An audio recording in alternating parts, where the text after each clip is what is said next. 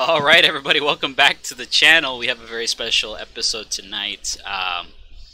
The one and maybe only Yurkeycast, as I've called it, for the purposes of streaming this.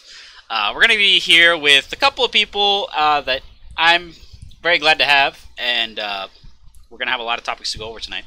So first, let me introduce myself. Obviously, Shiburizu here on the channel. I appreciate everybody for having here. Thanks to Scarlet for giving me the space to stream this. Speaking of introductions, Scarlet's here in the chat. Scarlet, say hi.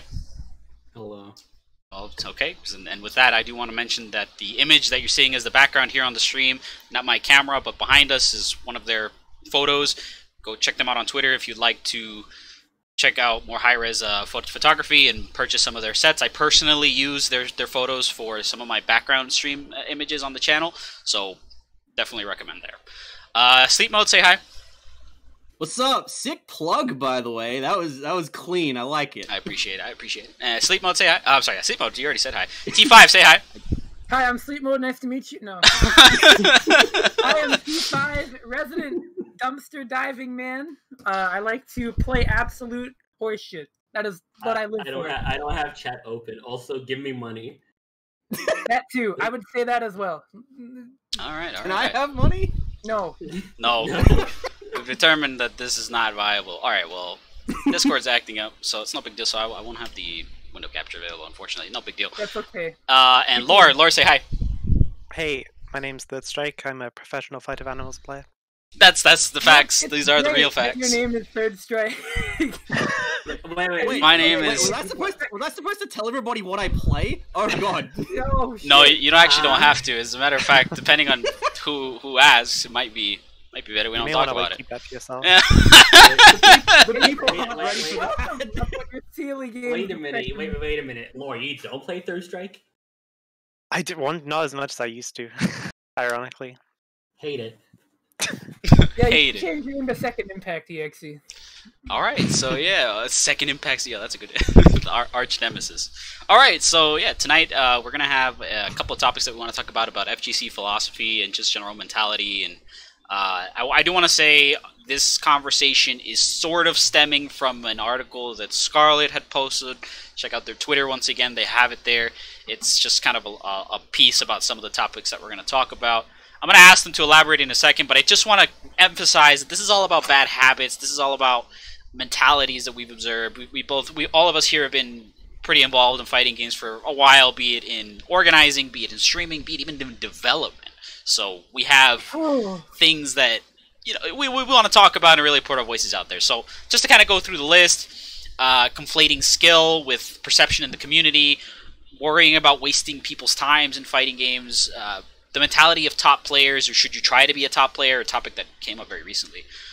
Infinites, Touch of Death combos, their viability in fighting games, why you should pick a top tier, why moves should not have any particular purpose, or why they do have purposes, and a little bit about playing lame as a general playstyle. So, Scarlet, I'm going to give you kind of opening thoughts. What do you want to tell people about these selections of topics? So I do want to go over what my article actually goes through. Yeah, and please. It doesn't really go through over everything listed here. A few of these topics are extra and added on since making of that article. Mm-hmm. I'm not going to write on them because I'd rather discuss my thoughts here. Yes. So the origins of the article, why I made it, was because I got pissed off at Twitter like a few weeks back. And the development of that article was very, very lazy. I didn't even proofread it. I actually got tired. It took me like three nights to actually complete it. And then I didn't even proofread until 2 weeks later. And then I gave up when proofreading 10 minutes later after trying to proofread. And then it just came out of nowhere. I deleted it once too, had a backup. It was a very interesting development cycle for the article, but it came out, apparently people liked it, and now we're here. Okay, yeah, we are certainly here. We're certainly here. The only topics that are actually extra here are conflating skill with how people in the community perceive you and worrying that you're wasting people's time. Otherwise, I've discussed everything on here. Okay. And I guess just to kind of go through the first one, conflating skill with how people in the community perceive you. I think this is one that you had touched on, is it not? I've not. That was the one I brought up. Okay, Yeah, that's T. one So to, T, I'm gonna start by saying I think this is a very interesting topic to go through because, um, in other genres per se, the community figures are not necessarily related to skill. There's a lot of casters, there's a lot of analysts, there's a lot of journalists, and as the fighting game scene kind of matures and occupies a lot of the same spaces, I think personally that those things they start appearing. You start recognizing people for their work in photography. You start working with people for their casting ability, for their ability to put on tournaments. And this doesn't necessarily relate to their top 8 performances or anything like that. That's just part of the, some of the things that people use for reputation. Tia, I don't know what you have to say on the subject. Largely, I find that at least it was a hurdle when I was starting. I was always worried that like people wouldn't think I was, a good fit for the community because I didn't offer anything unique. Right. Because so many fighting games and people that play fighting games often tell you, and they're not wrong about this, mind you, I completely agree with them, that this is a genre about self-expression. So when I feel that I cannot express myself in a way that is unique or interesting or even worth somebody's time, as I would put in quotes, I found that I was like thinking, is this worth my time? Am I actually contributing something? Even though I am by being there. A lot of people don't like acknowledge that, but like being an active member of the community, reaching out, getting other people into the game, being fun to hang out with, talking, all that stuff, because fighting games are very, very social as well when it comes to community efforts. But I find that sometimes when people start with it, they tend to focus on what they're offering strictly on a skill-based level, which can be a bit dangerous for improving and trying to get better, because you sort of start weighing your expectations based on how other people are performing compared to you instead of measuring your own personal growth. Right. And I actually agree with that. I had similar thoughts previously. I had talked about this in a previous stream. Just to kind of go back, when Tachikawa was talking about replays and how he'd rather not have replays because it just affects his ability to train the game. And I think, that personally is a very poor piece of feedback to give. But people will probably listen to it, unfortunately, in my opinion, because he's a very popular player. He's consistently placing in top 8s for Dragon Ball FighterZ. So a lot of people have the mentality of trusting high-skill players for feedback, right? When I say that you should listen to your community, what people will generally tell me is that you should listen to your skilled community because they put the much time into it. And I agree with that to some extent. But when you talk about top players, their mentality, at least in my theory, this is not how all of them go, but you have to be aware that this might be the case. A lot of players, their direct interest is to win. So if they give feedback, they're going to say, what feedback can I give that I feel will give me an advantage in the way that I play, in the way that I think is going to make me a better player, not necessarily because I'm better at the game, but because I have a higher advantage from the get-go, right? These can involve system changes. These can involve things like removing replays, which I have tons of problems with, but you can check my Twitter for the thread where I talked about that. Or like suggesting things that they think would make the game better based on their, experience and what they think is good about the game, right? Right. I don't know if anyone else. I would like to add something very quickly. Go, please. Is that I actually kind of discussed this on a stream a few months ago, that you really shouldn't be listening to top players as if their words were gospel. Yes. Because a lot of top players actually suffer from the damaging mentalities mentioned on my article, but other things entirely. I don't want to name a few names. Actually, I will name a few names because you've already named someone. Yeah. Actually. And one of those players I saw is Mars, who is, I think, the second best Smash Ultimate player. Okay. I want to say. And he had said something along the lines of, I just want my moves to function, without realizing that that is a very, very dangerous thought to have when it comes to your improvement in fighting games. That's a very, and we'll discuss this later in more detail. But there was this other top player, another Smash player. I'm getting Smashist. Another top player called Gluttony, who claimed that there were 10-0 matchups in Smash Ultimate. Spoiler fucking alert, there is no 10-0 matchups in Smash Ultimate. Yeah, that's the truth. I think that's and kind he's of a put very, and he's like, okay, and tier lists are based on opinions. Like, obviously, tier lists are inherently opinionated, but the problem is he's putting actually well-regarded characters like Ken and Ryu on the counterplay only tier, where they have some Tenno matchups and some very bad matchups. And I think the ridiculous part is believing that there is a Tenno matchup in a game like SSBU, where there's probably not even a 9-1. Okay. I mean, I just think it's ridiculous. I just think it's ridiculous to have to listen to whatever ridiculous claims a top player might claim, because of the fact they are a top player. Yes. I think, you could whether or not I take that statement at face value, I guess is up to like what they usually say. I think 10-0 matchup is probably an intentional exaggeration, but even if you said it, right? So it's in words and people are going to listen to it. So intention goes over some people's heads, right? So it's a matter of you have to be responsible. You do have to be responsible. Exactly. This goes to responsibility to what you're saying. And you could even just start from a mathematical perspective. Okay, 10-0 means they lose 100% of the time. It's like, well, actually that's not possible. That's not possible. Like we talk about like the bad state of balance in terms of like 8-2 matchups usually, because that's in the realm of actual mathematical possibility. Even though that might not be the case for most of the cast. I think if Samurai Shodown 3 had a more had an actual community. Sorry, guys. had an actual community. I feel like players like me, Mercurial, Draco, to name a few, would have to be responsible with how we express information and things we tell others about the game. Yes. I mean, we're not inherently responsible right now because, we're Samurai Shodown 3. I also think though that the Samurai Shodown community has a number of things you could talk about in terms of like. Oh yeah. They tend to be pretty reasonable about matchups. They tend to be very reasonable about matchups. But like, there's still like when you're a top player of a community, you have to be responsible with your platform and what you tell other players, which is like.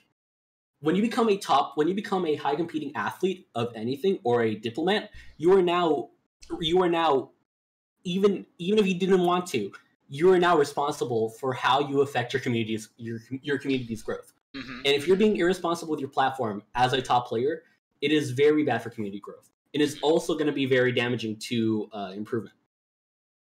Yeah, to how your community improves.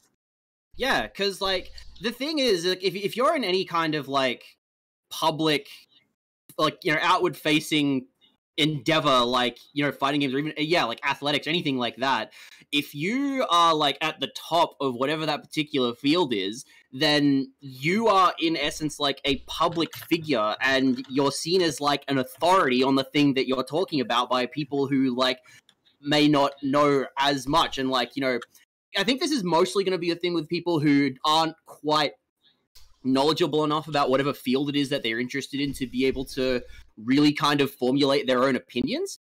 And so, yeah, like, I think that you've pretty much put it all like out on the table there. I think is it's like you have a responsibility as like a public figure that people are going to be looking to as like an authority on this topic to relay them information that even if it's your opinion, it's still at least, reasonably grounded in reality. Right. Yeah. I think, it's interesting because when you talk about fighting games, a lot of things are subject to exaggeration. A lot of things are subject to, like, jargon or, basically, when you talk about fighting games, you're talking like an alien language to somebody who's not familiar with the genre. And when you go to other genres, they don't necessarily have this problem, so people kind of understand the problems a little more clearly. Not all the time, but generally. And so we have to be a little careful with what we tell people in layman's terms. When you say something's broken, or something's bad, or something's, never going to win, then people understand that very easily. Those things are exaggerations. You have to be very clear with how you word things as a top player. And not just as a top player, but honestly, I would like to extend it. In an ideal community, I would like to extend this to even mid-level or even low-level players. While low-level players have sort of an excuse to be at that state where they can be very responsible what they say because of inherently not being as informed as top players should be. I say should be because obviously there's going to be a few top players who have very questionable takes. Right. I don't know. I would rather top players be especially very responsible with how they word things. I don't want a thing that annoys me is hearing about how top players just have very derogatory. I don't want to say derogatory, but demeaning tweets about how X characters aren't exactly having fun, or do X characters mains have fun? And it's like, okay, I get your point. You're upset with the game, but also you can't use your platform that way. You can't intentionally antagonize a certain portion of your game's community, because we saw this happen with Melee and Puff. We saw this happen with Hungrybox. The only reason Hungrybox is as hated as he is, partially goes into the playing lame thing, but also look at how the community has actually treated Hungrybox over time. Look at how top players have been irresponsible with how they treated Hungrybox. In other communities, you would have beef between two top players that are probably clearly joking be taken at face value and very seriously, because as top players, sure, you can have friendships and whatnot. No one's stopping that from happening, but you need to be responsible. You need to actually put forth that some of these things are jokes. Yeah. Because low players are not only just misinformed, to be blunt and harsh, they're also stupid. So they're to a certain level, I guess, impressionable as well, right? Impressionable. Yeah, impressionable is definitely the right word. I would say impressionable, not stupid. I'm sorry. No, it's fine. It's a hard thing to express. We're talking about very big topics that express have very sweeping views on the landscape. I think that word is I think the word impressionable is the biggest reason this goes for all levels of players, because regardless of who you are, if you have any kind of perceived sway over what another person thinks, you can influence them intentionally or not, because everyone is impressionable. I play a lot of fighting games, and I play a bunch of games that I don't know, and obviously if I'm playing a game that I don't know and I'm playing with someone who knows that game, because I haven't had the time to form my own informed opinions. If someone tells me a character's trash, I'm probably gonna have them on the back burner for a year if I'm still playing that game then. So it's definitely a real thing that at all skill levels you can be influenced, which is why it's it's such a widespread problem, I think. Yeah, and I think it falls hand in hand with making sure that you're expressing your thoughts in a genuine manner. If you think a character that most of the community perceives as bad is actually better, and you express that honestly, I think that's really good. But it is very good. Yeah, if you throw something out there's a 10-0 matchup in I will say Street Fighter 5. I think one of the best efforts. Whenever things like this come up, I guess just to preface, I like to think about positive examples as well, and I think one of the best ones I can think about, if not executed a little weirdly because of the way that community works, is Red Blade's videos on Wagner, where he explains that Wagner's really not that busted. Here's what you need to do to beat my character. I should go to top 8 with this character all the time, but all you have to do is play these couple of things. You'll do better against Wagner. I'm like, okay, that's a really good way to express your opinion about the game. It's kind of the opposite example, because we're talking about a character who he thinks isn't that good versus someone who thinks that isn't that bad. But having that sort of explanation is actually really cool. And I really wish, now that all these top players are getting into content creation, that we could see more stuff like that, right? Why do you think this character's bad? What do you think could change the balance? What would you have to do? I guess another shout out to Rufelmonger, who makes frequent videos on the state of balance in Mortal Kombat, because that's another great way to use your platform to kind of express what you think the state of the game is. Yeah, not through weird tweets, right? Mm-hmm. Yeah, the problem with tweeting, when it comes to expressing balance or expressing what's it called?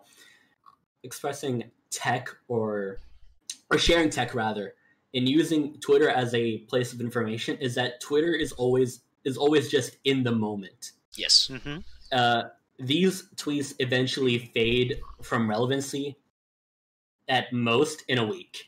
So you can't really share tech on Twitter because no one's going to have your tweet on the back of their mind after a week, and no one's going to come back to check the tech that you've posted.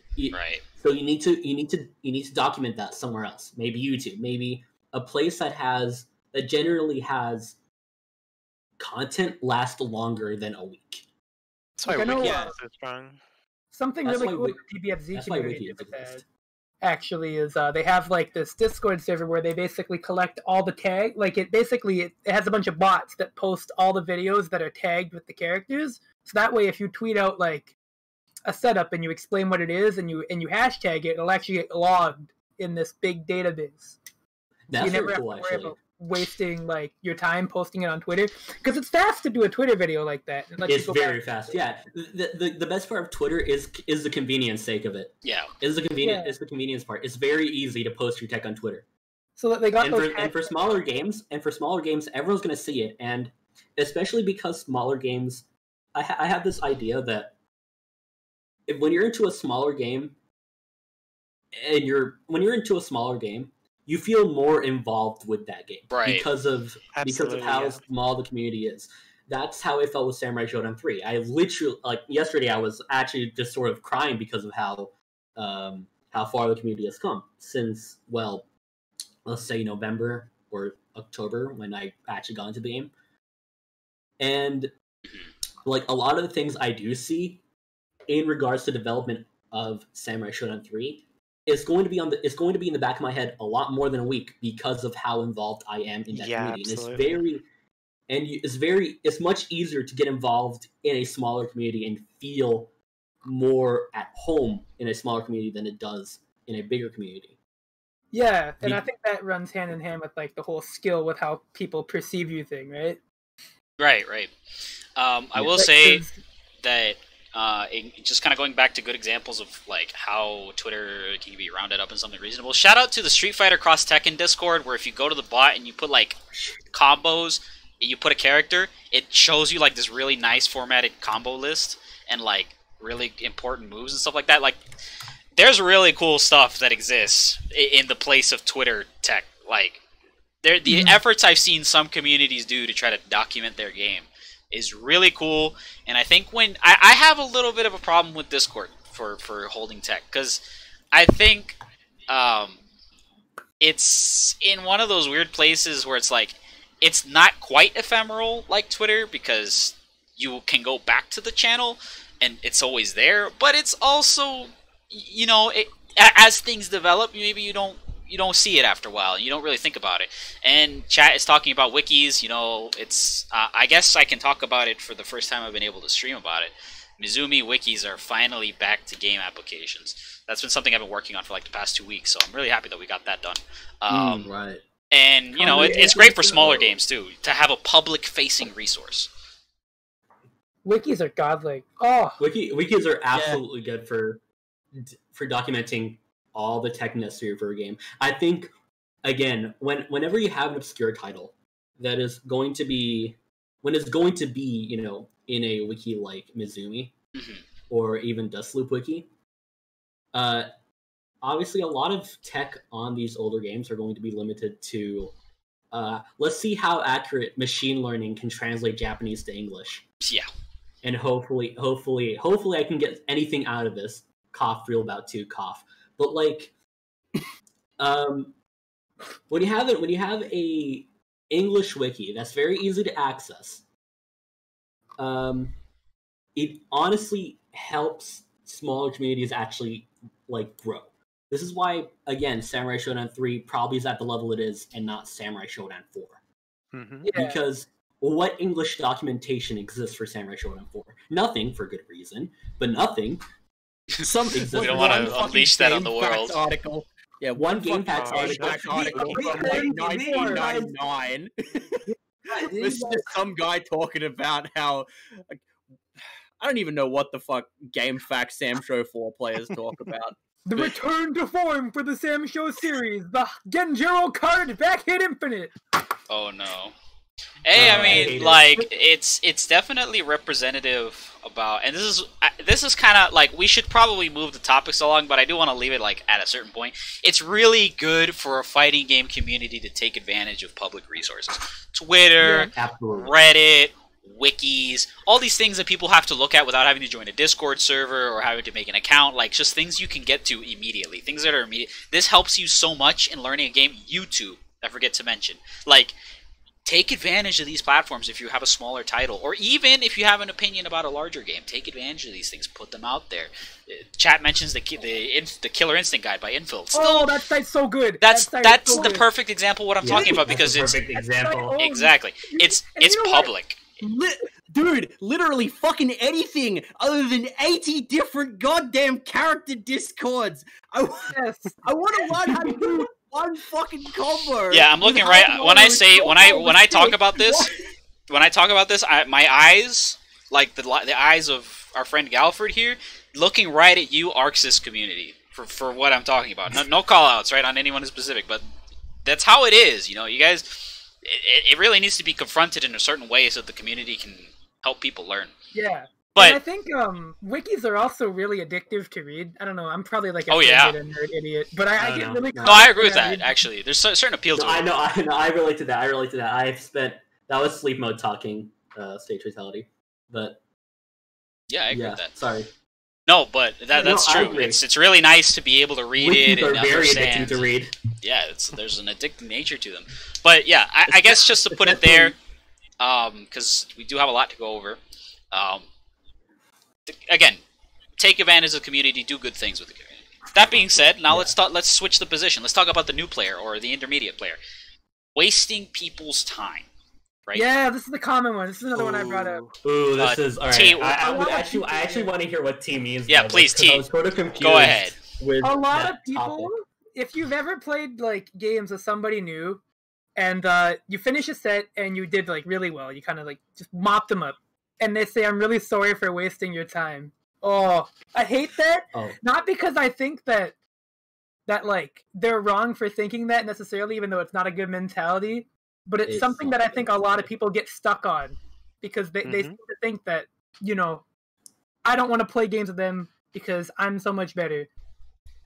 But that really, really, really, really does it ignores the fact that like most people, if you're playing a fighting game, especially if you're playing a smaller game, like the size of the game is going to heavily impact this kind of thing.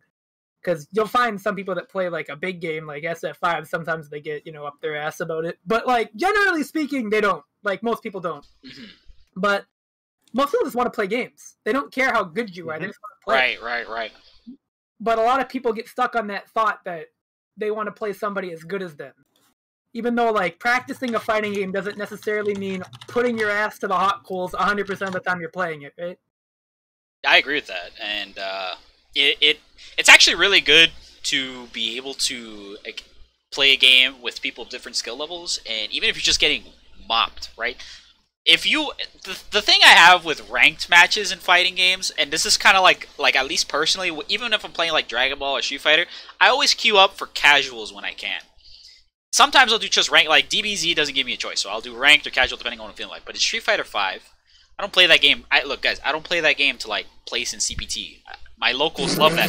My locals love that shit. I don't do it. Nobody sane would do that. But sorry. Yeah, no, you're right. Yeah. But that being said, when I play the game and I play here on stream, Guy's voice is not worth. I tick both boxes. I say casual, and then I put ranked. I'm like, okay, well, ranked is going to give me, you know, maybe a much more consistent experience, but also throw something crazy at me in casual matches because maybe, you know, I'll play somebody who's a lot better than me, and I'll see some stuff they're doing, or maybe I'll play somebody who's not as good as me, and I'll, you know, feel good about myself for 5 minutes, or maybe I'll. Now, Ink mentioned something interesting. Playing somebody better than you can be frustrating. I understand that. It's not necessarily that you should seek out people specifically better than you, but I think people get like hung up on worrying that those people will think poorly of them. Yes. For being bad. No, the thing about playing, and this is especially in a smaller community, most times top players or higher ranked players are 100% happy. Are 100% happy to play with you, yeah. Well, yeah, because like, look, this like I definitely understand the like concern about like, oh, I'm wasting this player who's so much better than me. I'm wasting their time by playing with them, and I just got absolutely thrashed. And it's like, I think that's one of a few ways that a new player can approach getting completely fucking trashed. But like, one, like Scarlet kind of hinted at, any reasonably skilled player in your community who isn't a total fucking like asshole will to some extent have like a kind of vested interest in seeing you improve at the game. So because people Working, by the way. like the other thing that people gotta understand is that it's fucking video games, dude. It's video games. So like, you know, and this, I think this also kind of ties into like how people perceive you in the community as well. Like these two questions really go hand in hand, I think. Yes. Because it's like, I don't know. Sorry, am I back? Yeah, you're good. Yeah. Okay. Oh, good. Yeah, people are like, I think people are kind of, this is maybe kind of ties into some broader topic that probably goes beyond the scope of just talking about fighting games. But like, people are kind of primed to view like their worth within a particular like, you know, group, community, etc., as being tied to their ability to contribute something or like create something meaningful. Right. And that's only ever discussed in terms of like a material thing. It's like people will only ever accept me or think I'm cool or whatever if I don't know, go like better than 0-2 at locals or whatever. And it's I want to give a personal example in a bit after you're done. Yeah. Sleep mode. Yeah, that's probably a good thing to do. But yeah, people are primed to think like that, when in reality, like I said, it's fucking video games. Like, and so I literally know a guy. He lives in Canada now, but he used to live in Western Australia. Not you. He's ex-Australian. How do you not know? So go on. Okay. Very suspicious, T5.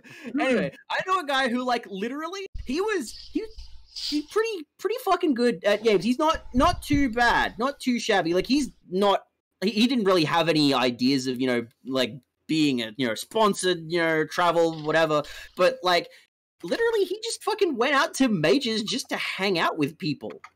You know? Like Honestly, sometimes that's the best thing. Yeah, Yeah, I will like, say he's that. fucking- Yeah, there's kind of something to be said about going to locals. I mean, okay, remember when EVO got canceled and everyone said, shout out to everybody who went to EVO just to be bros with people for a weekend? That's what we're talking about. You know, like... Yeah. Yeah.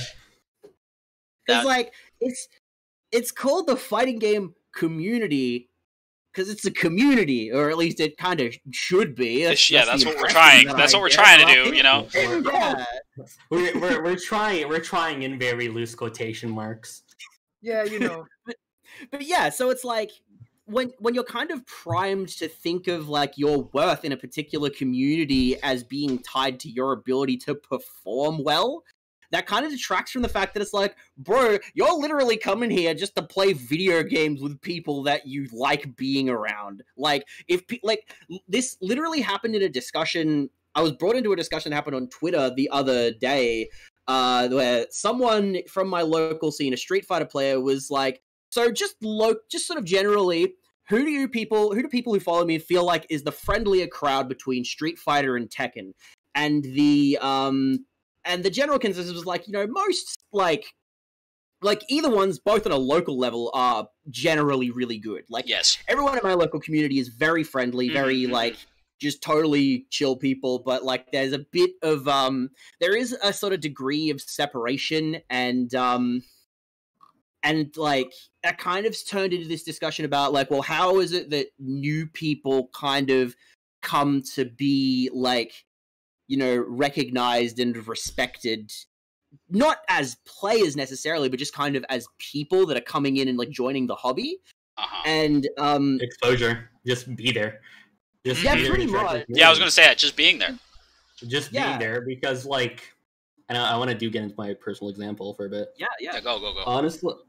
Honestly, like, in terms, again, another Samurai Shodown 3 community example, I am very proud of people like Polar Bear and Stage Fatality because of how they've picked up the game and how their interest in the game building up over time as tournaments go on. Especially Polar Bear, who has gone from being terminally 0-2 to sometimes 2-2. And I'm very proud of him for that. I'm so happy, Gyra players. I'm so happy. I'm so happy. Polar Bear knows how to do an unjumpable now. God bless. Let's go! It's so cute. I can't believe it. Oh, sorry. Even goddamn tears. Wow. Okay. I love this community. No, but actually, right? Like, if you want to ask yourself, how do you become a cool FGC guy? Just please show up. Interact. Yeah, just show up. I mean, like, videos on Twitter. That's but I will say, like, bro, it's not that hard. Just show up. Yeah, I will say, showing up is a hard thing to do for a lot of people. They a lot of people, they just kind of play games on and off. That's one of the things about fighting games, right? Like, if you want fighting games to get bigger, you need to be able to, like, exactly. People kind of complain about how sometimes when they're playing a game, they're like, oh, I can't find people at a specific time of day, or, nobody plays in my region or whatever. Like, that's because if you want fighting games to be big, you need a random pool of people to grab at any given time. But those people have no commitment, right? So you don't know who they are. You don't really have that presence with them. And then, in locals and stuff like that, people show up all the time, so you start getting used to them, and you start understanding, that they play this and they do that. So it's just showing up, guys. It really is just a matter of consistency. Yeah. Or you can do what I do and play, like, horrible fighting games for, like, years and then just post videos of them, and people will find out about you through that. That's fine. I mean, if you want to do that. Yeah, I mean, that's part of it. But, I mean, okay, but for anyone hearing this. Like T. Yeah, I do want to say, anyone who tries to do this, T has probably played every horrible game that exists right now. So yeah, no, T has. Definitely has. So you're kind of entering a crowded market at this point. That's. Do not do it. Yeah, honestly, T just got well known because he like eventually when you like fling shit at a wall for a few years, you'll be known as that person who chronically flings shit at the wall. Yeah, okay, yeah, true. Sounds like 3 combos in Dragon Master. There's only supposed to be like 2 in that game. But like, wow, I can't believe Rise of the Robots didn't let the first player pick a character, and wow, this got a sequel that has fucking worse procs blocking somehow. Great, I'm glad somebody was there to tell me that. That's what I exist for. I'm glad somebody does it. Quite frankly, yes. Somebody has. You're the. You know what, T? I'm gonna say it right now. You're the micro of fighting games. It's a dirty job. Somebody has to do it. The micro of fighting games. You know that show? Oh god. you're the micro of fighting games. That's what I'm gonna label you right now. Yeah. It's a dirty job, but somebody has to do it. That's how they used to say it. I'm fucking a gynecologist. Yeah. Fighting game. See, the FGC in my account stands for Fighting Game Colonoscopy. Alright. I'm alright with that. Moving on. Moving to the next topic. This kind of goes hand in hand, so it still goes on. Should you try to be a top player?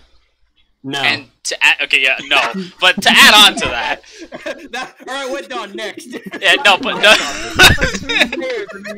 No. I actually have more to compound on. I have a footnote here that says talent versus hard work and setting your goals. Now, I do want to say this has been a topic a lot discussed recently because a lot of big voices have kind of thrown their ring in the hat here. If Maximilian Dude is talking about this question, then everyone's talking about this question. With that said, now we're gonna go over it and try to present very about talent.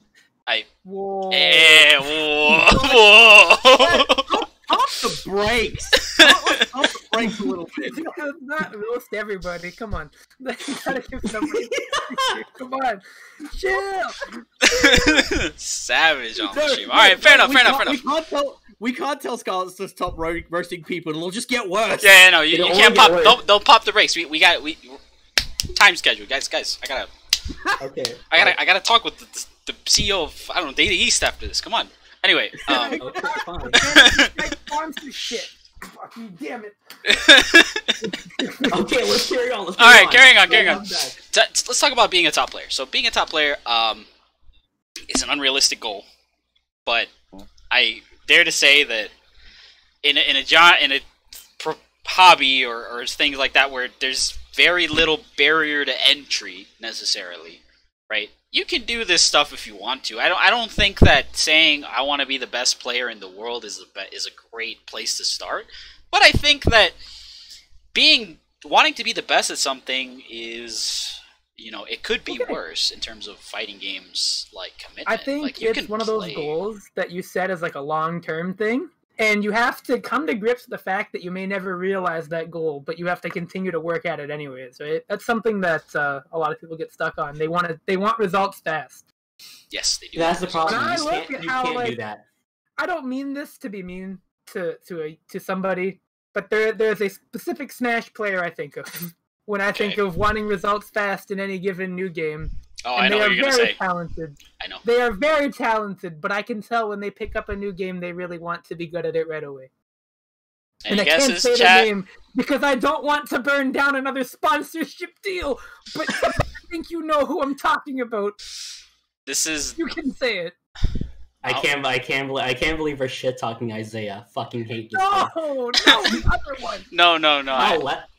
Leffen. Yes, that's who he's talking about. What? Yeah, and because like when I think about Leffen in games, I think about when he played Tekken and started complaining about it after like 3 days of Tekken. I'm like, that's what I mean, right? And I remember somebody saying that for like the time he put in, he got very far in it, but he gave up on it. Yeah, he gave up on it very quickly because he wanted to be good at it fast. This goes back to responsibly using your platform as a player. The fact that somebody would do this kind of indicates a very bad place to approach a competitive game. Like the way he handles this thing, right? Where he just he did really well in Dragon Ball, right? But he sure spent a hell of a lot more time on that, right? Like, I will give credit where credit is due. Leffen is very good at games. Exactly. He does end up. He's great at these things, but I think that whole fiasco, I guess, was kind of weird because here's this guy who's put so many hours into a game that's really old, like Melee, and then here's this game that he goes and he does it again in Dragon Ball, and he gets good results in Dragon Ball. He stops doing that, and then he goes to Tekken. I would like to point out a comment, by the way, on Twitch. Go. Leffen is based. He already knew BB Tag was a terrible game by just touching the tutorial. Oh, I could have told you that. You don't have to give him credit for that. I can say that. You can come to my stream and I'll say that, but no, I understand. Shout out to BBW Tag. Capcom Fighting Jam. All right. I said it. He said it. You He said it. Say it, all right? No, but I think it's a good example, right? Because, like I said, you got a guy who's consistent across two different games, completely different structure. And he goes to Tekken and he has this problem with it where he just starts complaining about it and just complains that the game's obtuse and not the game's not for him. We get it, right? But the fact that you use your platform to kind of cast this bad shadow over the Tekken community, don't do that stuff, guys. Don't do it. Please try to understand that the competitive community works very hard and have gotten their results out of much more effort, right? Tekken's a legacy game, right? So, Tekken is a legacy game. It's on the same plane as Street Fighter. It's a knowledge game. Okay, so I think as far as an analysis of how Tekken actually works, I do also think Tekken is incredibly fucking obtuse and arcane in a lot of ways. Yes. However, the Tekken community worked really fucking hard to try and help Leffen improve at the game and sort of improve his understanding. Yeah. And didn't I don't know, I could be misremembering, but wasn't there something about how he ended up feeling like the Tekken community was really elitist or something because of that? I think he mentioned that at one point. I think that whole thing was a bit of a mess.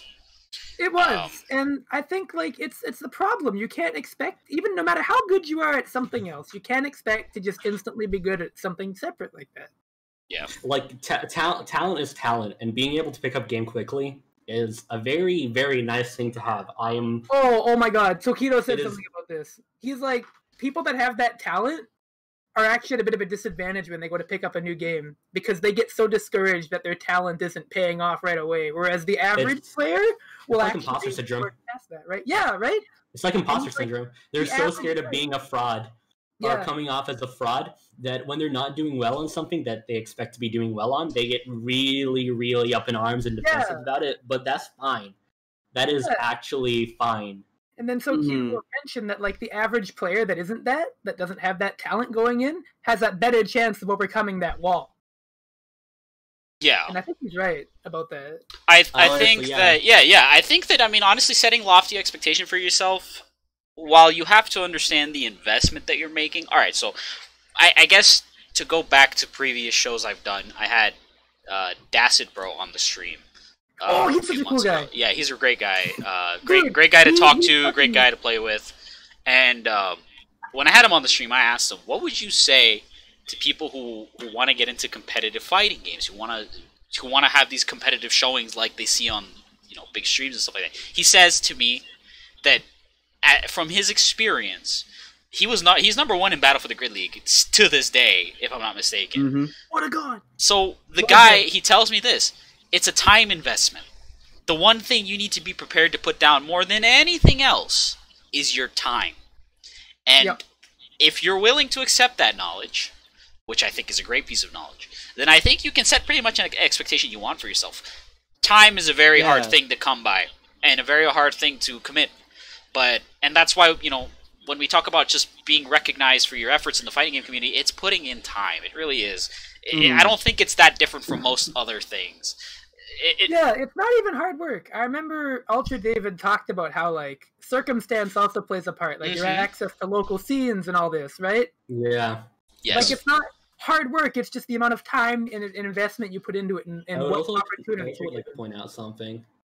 Is that when I wrote my article, I sort of looked at it in the perspective of a younger versus older player kind of thing.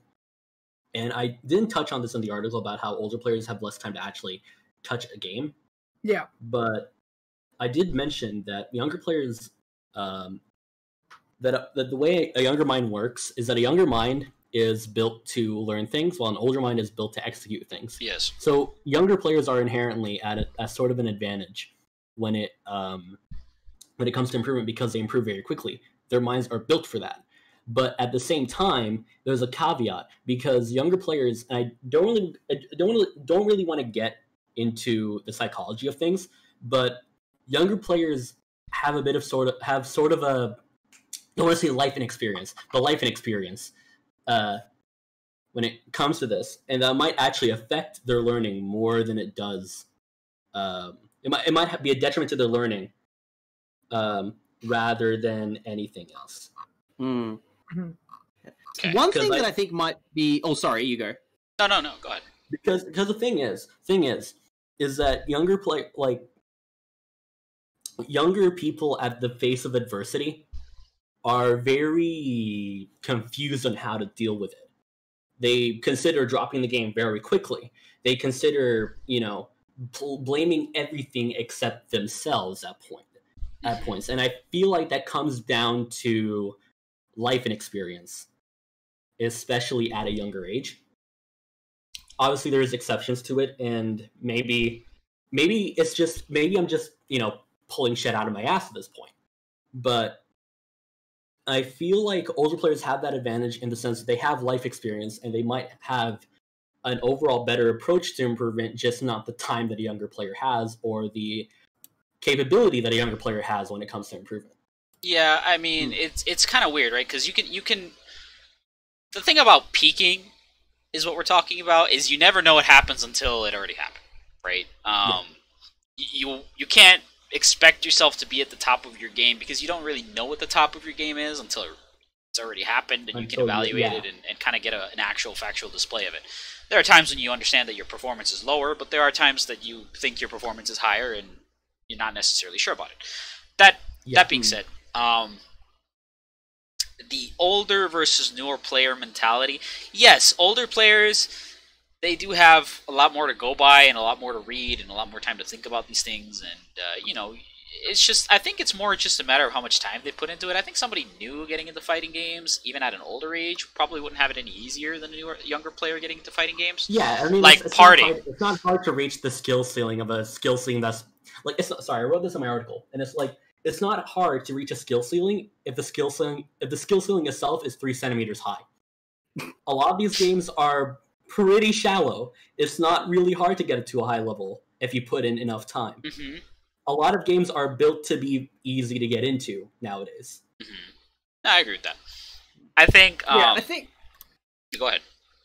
Sorry, I was just gonna say, like, I think something that's worth sort of exploring with regards to this topic is like the question of like, you know, should a new player, like, you know, what's sort of the value of a new player having this long-term goal of I want to be the very best, like no one ever was, versus. To beat Daigo is my real test. But like, yeah, like sort of setting that goal for yourself, that lofty ass goal of being the best as a new player, versus this like really cynical criticism I've seen of people like setting that as a goal for themselves. Because like, I have the tree somewhere. Yeah. I know somebody mentioned time too, and that's my big thing with Melty. Like, I've been playing it a lot recently again. And, like, I realize now, having played it, that while I have gotten better, it really is just about, I need to play it more. Yes. That's all it is. Yes. Not even, I need to play it or grind it. No, I gotta just play that shit more at people. Yeah, play it more. Play it more and be more aware of how you play the game. Because that trains you in a way that is the most important, that all these new games tend to overemphasize, I think, but it is still important, and that is like reading neutral patterns and pattern recognition, which is something you get over time when you play a game. Yeah, because I found the tweet. We like it's by resident shithead Cass Kitty. I don't know who needs to hear this, but you will not become the best Smash player in the world or the best player of your character. Stop being 12 and form realistic goals. Here's the thing. To some degree, I kind of, and this is a very loose kind of get it, but at the same time, this Switch is probably projecting a little bit. No, but I understand where you're going to go with this. I think that what you're getting at is that comes from a place of bad intent, right? That comes from a place of bad intent. Yeah, very. You can say that. The thing is that you can say something like that on the front of it, on the face of it, and you can look at it and you can say, okay, this makes sense logically. But the fact that you're saying it in a certain way, and with a certain message, takes it to a different level. It's a very derogatory way of saying it. But at the same time, you can just, and this comes back to being responsible with your platform, and it's be more responsible with your goal forming. And I'd like to think of progression in this sort of manner. Start small, build up bigger as time goes on. You can have that long-term goal, and that's fine. If that keeps you going, that's fine. But you need to, like, you have that long-term goal, and then you start small. Yeah. You build up to that long-term goal, because you're actually going to burn out much easier if you're building up on small, if you're not even noticing that you're actually improving on your small-term shit, on your steps, on your baby steps. Yes. Because you're not going to fly to that long-term goal if you're not aware of how you're progressing in the first place. Yes. At least in my opinion. Yeah, because like the problem with that particular tweet is that it's, like I said, it's really, really cynical. Because it's like, yeah, it is correct, I think, to not necessarily like chastise new player, but it's like if a new player says this game is fucking awesome, I love playing this game, I want to be the best at it. You shouldn't be like, you're a fucking idiot for thinking you could ever be the best. Who do you think you are? Fuck off, kid. I mean, let's be real. I'm so a lot of these top players have had sort of that mentality. I mean, yes. Karo P, who is a top Smash 64 player who follows me, thanks for the follow, by the way, was known for being kind of a shithead on Smash forums. You know, he talked himself up. Yeah, I think that comes down to like talks about like. Okay, go ahead. He talked himself up and got fucking owned for it. as you do if you talk yourself up without any experience. But eventually, through time and dedication, which a lot of improvement is literally just time and dedication and being aware of your improvement, he ended up becoming possibly I want to say the second best Match 64 player, straight up, like behind Isaiah. Yeah, because like the thing about like, okay, so I think it's if you're going to like this is why I brought up goal setting as like a spin-off of this particular topic, Right. Because it's like, if you want to be like a top player, if you want to be the best or even just like one of the best, like I think that's like, if you're okay, genuinely, I think that like, barring all other like material restrictions, if you give a shit about your improvement both as a player and a person, and you highly value the game that you play, there are no real obstacles. There's no like actual difference between a new player and one of the best outside of like experience and knowledge. Because what you got to understand is that, you know, we talk about like the process of learning fighting games as a new player, but no fighting game player ever stops learning how to play the game. Like, there was something there's something James Chen said a really long time ago, which I really agree with, where there's this perception. There's outside of saying, you know, suck my nuts, assholes, or will it kill? His other famous statement was "fuck Sabretooth." Fuck Sabretooth. But, no, he said something really profound, which I thought was really good. Is that so? There's this perception that it's like, you know, footsies. It's considered one of these basic ass skills that you're supposed to learn, like one of the first things you're supposed to really try and dedicate yourself to. But you keep learning it as time goes on. Even as a top player. Yeah, so because what he said was, people often view footsies as like one of the first things that you learn as a fighting game player, but in reality, it's actually one of the last things that you learn, because it's such a like, it literally encompasses the entirety of like every fucking neutral interaction in a fighting game. So like, like a top player will never ever stop learning. They literally cannot if they want to remain at the top, and that's where. Yeah, and that's where I think perfection. That's exactly, and that's where I think we really need to kind of refine our understanding of what a top player is, because a top player isn't an eternal status. If you're a top player, you're only a top player right now. You are a top player right now.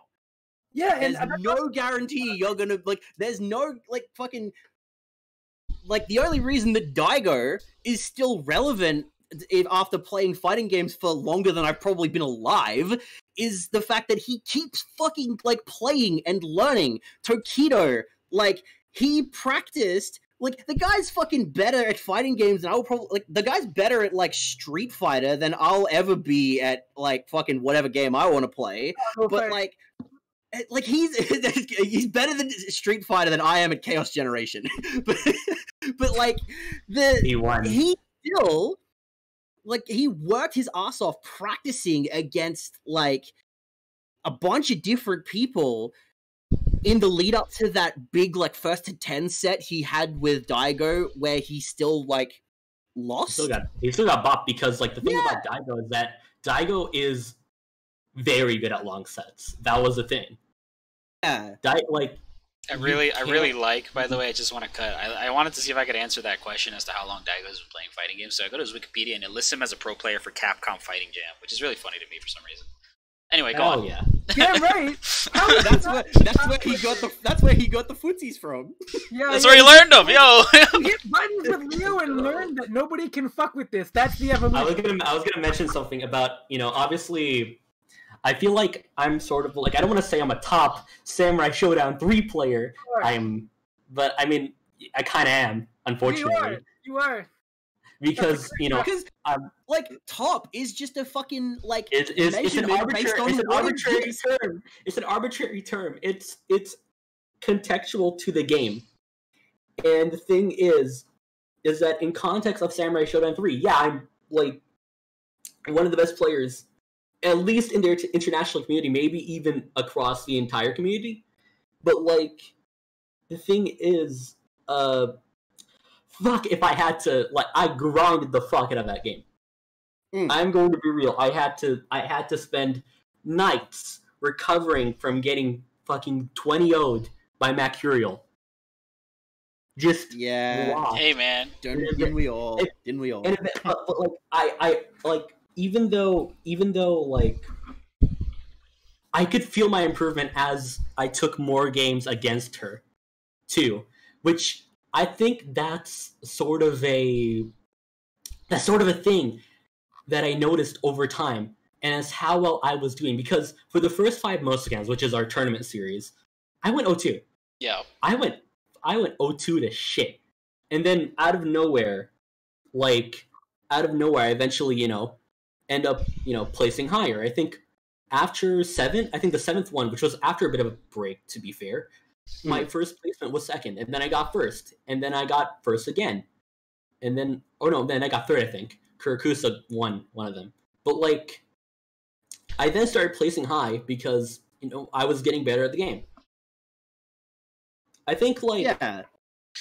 Well, there you go, right? Like, any of us, it's a little weirder for me because I'm not as much of a competitive player as I am a commentator, but even just in commentary or just in the few times I have entered tournaments, I do, if I play a game consistently, I'm usually going to place better.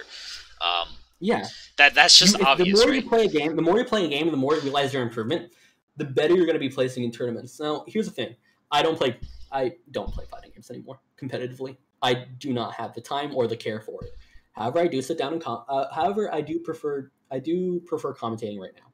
However, I will say though, this also applies to commentary. You can improve on commentary. Right? I feel like I could list examples of just learning things and learning matchups and being able to provide more insightful in commentary, but through commentary to provide you commentary. A zoom into the player, right? Like, yeah, to zoom into that particular aspect of playing the game and playing it competitively. Just as well as just like general commentary, because I remember my first experience with commentary, it was just rowdy shit talking. I had no idea how to commentate Samurai Shodown 3. Fuck, do you think I knew how to play the game? Like, at the time, I'll tell you my story about my first Moskin. First Moskin, all I asked Mercurial, I had not touched the game. I asked Mercurial what was command grab input as Genjiro. And I was like, okay, I'm just gonna do this. I went 0-2. But hey, all right. It was close games, so it was sort of like 1.5. It wasn't a total 0-2. I think I get like 0.5 as credit, just for trying. But yeah, like, you lose those points for Genjiro though. Fuck you. Never mind, it's 0.5. But like, here's the thing.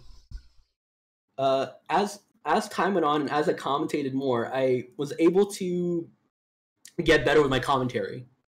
I was sort of able to explain the game a lot better, and my commentary skills improved. Which, even if you don't play the game, even if you are strictly a commentator right now, you can improve on that forefront specifically. Even outside of a player, you can just you can improve in every aspect of fighting games outside of playing. How you explain tech to other people. That is an aspect you can improve on as time goes on. It's a good one to explain. You're right. How you document things, that can improve on as time goes on. Improvement is not exclusive to the player. Yes. Yeah. Improvement is never going to be exclusive to the player as long as other aspects of fighting games exist. There's so much more to it. Yeah, and I think if we're gonna bring this back to like a goal setting and like whether or not I think new players should be talking about like I want to be the best. It's like if you want to try, like, because obviously, new player comes in and says, this is fucking, like, I am, like, so pumped about this game and playing it with people, and, this is awesome, I want to be the best at it, I want to be number one. Like, and I understand the desire to want to, like, have a new player kind of, I guess, ground their expectations and their, like, their desires a little bit more. Because, like, yeah, if you I think I forget. It might have been Scarlet that kind of touched on it before. It's like if your only goal is to be the best, and you just keep getting fucking bopped because you're new at the game and you're still learning, you're gonna be like, oh, I'm never gonna be the best like this. So it's like if you wanna, I guess, temper a new player's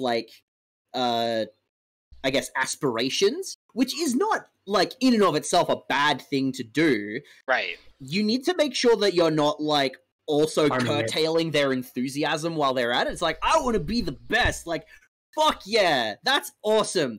Do you have an idea of what needs to happen for you to be the best? Yeah. Yeah.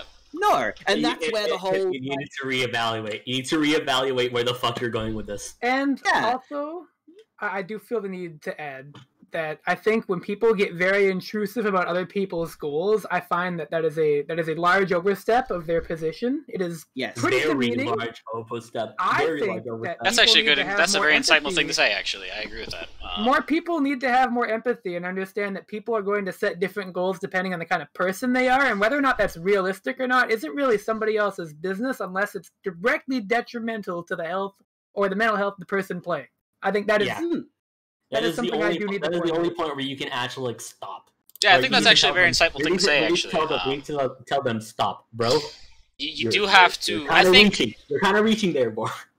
Yeah, like I think we need. I think generally a lot of people need to have better understanding that people are all playing for different reasons, and that a reasonable goal to somebody may be unreasonable to another. But we need to have like that empathy, right? Yeah. Yeah, and chat makes a good point. Not everyone wants to be the best, right? But there is a sense that people, if they're not good, they're not going to accept the game, or they're not going to accept playing it consistently. Now, with that said, I do think that next topic. No, I do want to put this in a box for a minute, right? Like, what you should do is you should consider your goal. You should consider the biggest aspiration you have. If you want to have a big aspiration, it's a video game. You don't have to have big aspirations. Yeah. But if you do, right? Please consider the biggest goal that you have, and then consider if you're willing to invest time in it. What you find is the best thing you can do is have that goal, keep it, right? Don't put a pin on that goal. Keep it there. Don't let go of it, and understand the path that you need to get there, right? What needs to happen to get there? When we talk about goal setting, we're talking about not replacing the goal that you have. We're talking about understanding that goal and everything that's kind of like the fine print that takes you there, right? So just to kind of summarize everything, because I think we're all kind of on the same page with that. Now, to go to the next topic, this one's interesting. Oh, and if you're gonna set a goal in a fighting game, this is an interesting. Set a goal in a fighting game, make sure that it's in a game with good netcode. If you're in Australia. Oh yeah, do that. Yeah, do that. Also. This topic. All right, so let's talk about. We get to talk about semantics. We get to. I like this topic because we have people who play fighting games, and then we have T who like makes some very cool games. Yeah, so can I start? Sure, yeah, sure. Let me header this. This discussion is infinites versus touch of death combos. Scarlet. So what is an infinite and what is a touch of death? Before you go, T, I have a question. How many of the T's in your name stand for touch of death? Approximately however many you would like to think of. Hell yeah! Yeah, it's the viewer decides. Yeah. Okay, so T, go. I'm a nice person. What? please go. Oh, okay. So, as a fighting game developer, I have to come to terms with a lot of community terminology when it comes to games, and infinite versus a touch of death is very interesting. So an infinite is the same thing. Sort of. I mean, they're functionally the same thing. In a way, they are like hand in hand, but an infinite is something that you could repeat theoretically, whether or not the opponent's health actually goes to 0 or not. So, basically, any shitty Mugen character probably has a jab infinite. A lot of old fighting games that are really bad have them. I happen to have played quite a bit of them. And shout out to you, Hawker Final. Shoutouts to like any game I played. And Marvel 2's meta is literally how many like crazy things like that can happen. Like Iron Man would not be good if he didn't have that infinite. You know where Iron Man would be if he didn't have that infinite? He'd be in the fucking trash. But he doesn't. So he has that infinite. His neutral is sus. His neutral is suspicious as Yeah, but then yeah, but see, like his neutral is scary because he has that infinite, right? So you're like, oh fuck, if I fuck up, Tony Stark's gonna fucking punch me into the air like 300 times and I'm gonna die. I hate rich people, and that's what everybody thinks when they fight Iron Man. And it's like, damn, billionaires. Damn, I got hit. Now a touch of death, very different. This is usually a combo that takes a bit of resources. Infinite sometimes do as well, but you know, Songo Guardian Chaos Generation, you spend half a bar every like 2 seconds for your infinites there. But for like a TOD, usually these are combos that kill a character at full health, hence touch of death. First hit wins the round, right? Anytime somebody refers to it like that. And a TOD is usually like, boom, 100% of their life.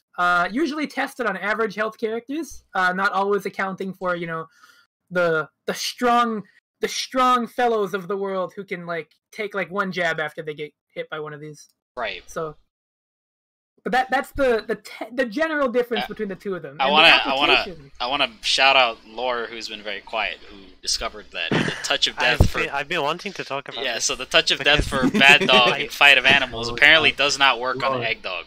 We didn't know this. I actually had this discussion in the Digital Crafter Discord earlier because there's a guy who's new to the game who I played with yesterday. He was asking me some things like throughout the week, and he pinged me and he wanted to play. And the first time we'd played, I played some like random ass character that I don't know, just so it's like I didn't want to make his like first few days in the game a complete wash because it's one of those games that like for whatever reason I know like the back of my hand and I hate it.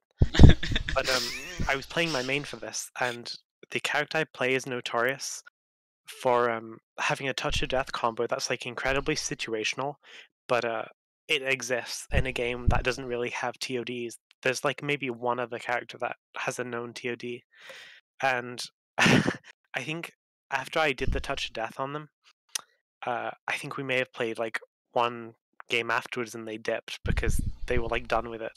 But like I noticed today they were talking in the Discord about how they thought this character was bullshit and how the infinite sucks and how they want to split the meter so you can burst twice as often. And when I actually like sat down and thought about that touch of death, like the amount of effort and setup it actually requires is like huge, and you basically only get touch of death if you're like if you put yourself in that position. It requires you to like actively be in a bad place to let it happen. Whereas this is a game where there used to be a character, well, the character's still in, and they were maybe top tier because they had an infinite. So this is the game that throughout its lifespan has had both infinites and TODs. And if you compare like the infinite that character had to the touch of death this character has now, it's like night and day. Because all that other character had to do was dash up and like jab you, and then you're going to fucking die. Whereas this touch of death is like it requires meter, it requires like the right position on the stage, it requires like a corner cross up, it requires like a deep hit jump in. Yeah, this is like those one-hit kill sequences in SF5, basically. Mm-hmm. Right? Yeah. Like, you get a crush counter and then you mash because it's Street Fighter 5 and the game tells you. And then, oh no, you're dead! Haha! This is some fucking character probably called G. And you're like, oh damn! And like, or like those fucking like, can we trash talk Leffen again? Like how he came up with all those fucking like Whack Matera mix-up sequences in Grand Blue's Day 3. I was like, this game should be best of 5. Like what? Wait, what? You should fuck yourself best out of 5 times, dude. Fuck. Yeah, but like honestly, and that's the big difference, right? A TOD is usually something that requires resources. And it usually does just enough damage to kill. It doesn't often bleed over like an infinite could, right? Yeah, the combo that I was referring to deals like it deals 5% over your health. It's not like Did you ever confirm whether or not Egg Dog cannot be TOD'd with that? No. So basically, this is the other thing. Like it's also semi-character specific because the setup also requires like a specific number of jabs for it to kill, and there are some characters that you physically cannot like use your jab on enough because their hitbox like There's too like small. properties that mean they get pushed out too far. Love Street Fighter 2. Yeah. Yeah. Right. So you talk about things that are like because like when we were figuring this out and just understanding like how do you play against it, what characters can be hit by this and whatnot. Like we come to understand one, it's situational. Two, we're ignoring the fact that characters can burst. Right. So we're talking about a combo that only works if burst is not available. Ah, yes, that's a big one. That's a big one, right? And bursts aren't that hard to come by, but there is sufficient time to kill someone if they don't have enough meter to recharge over time. Anyway, and then we find out that it actually doesn't work on small bodies. So it's like all these little asterisks come by, and we're like, all right, well maybe it's not so bad, right? Like you don't have to deal with this 100% of the time. This is not Marvel 2. This is not one of those things where it's like you get hit in the air and you're gonna have to hold it. There's Samurai Showdown 3, baby. Samurai Showdown 3, baby. That's different because that's one character. You're screwed. Because DMC5 cutscenes existed before that game. It was just called Marvel 3 when you get hit by Dante or Virgil. I'm sorry to interrupt. I don't want to say like this character needs it, but at the same time you have to think: is it so wrong to have a character where if you're prepared to put so much on the line with like such an optimal setup that you shouldn't be allowed to do this? Is it inherently bad for the game? Yes, but you should keep it anyways. Yes.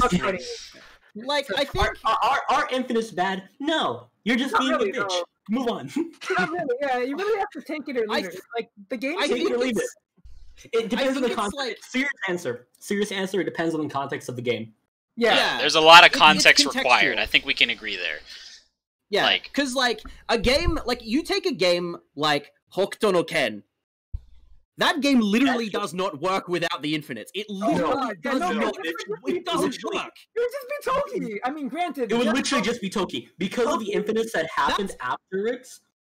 Yeah, no, that's actually what happened. The game came out, and people were like, "Damn, I'm so fucking excited to play this game."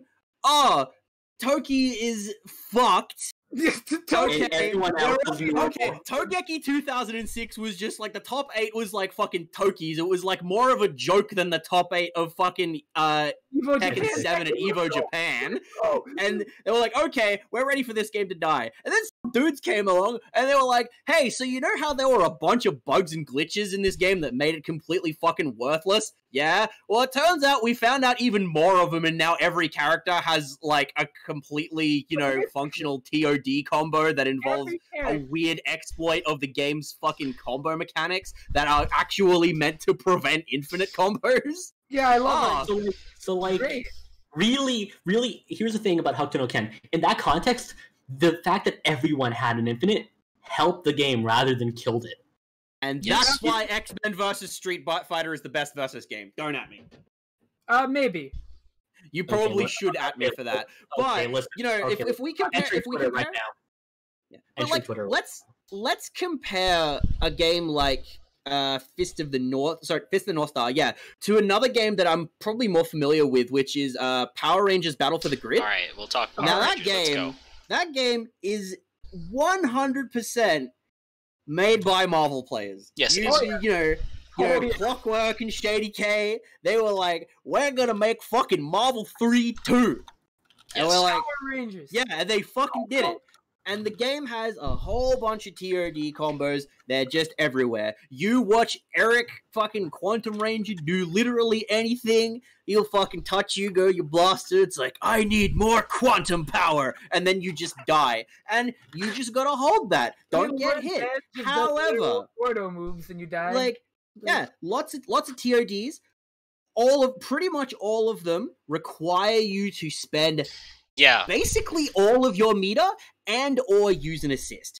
So However- Abik in the chat, who is part of Enway, I know you, I actually quotes something that I had the pleasure of hearing Shady Case say here on the stream, which is that there are certain things in terms of TODs and infinites where in the right context, with the right execution, with the right resources, if somebody's doing that thing on the stage, don't get mad, pop off. That shit looks awesome. Yeah. And that's when he specifically said, if you're going to do the Plink Dash Infinite on some of these characters in Battle for the Grid, he's going to be happy, because doing that is really, really hard. And the people who figured it Plink out Dash- are some of It's the like- best it's players like I the know. la- It's like the It's galactic a event. fucking hard.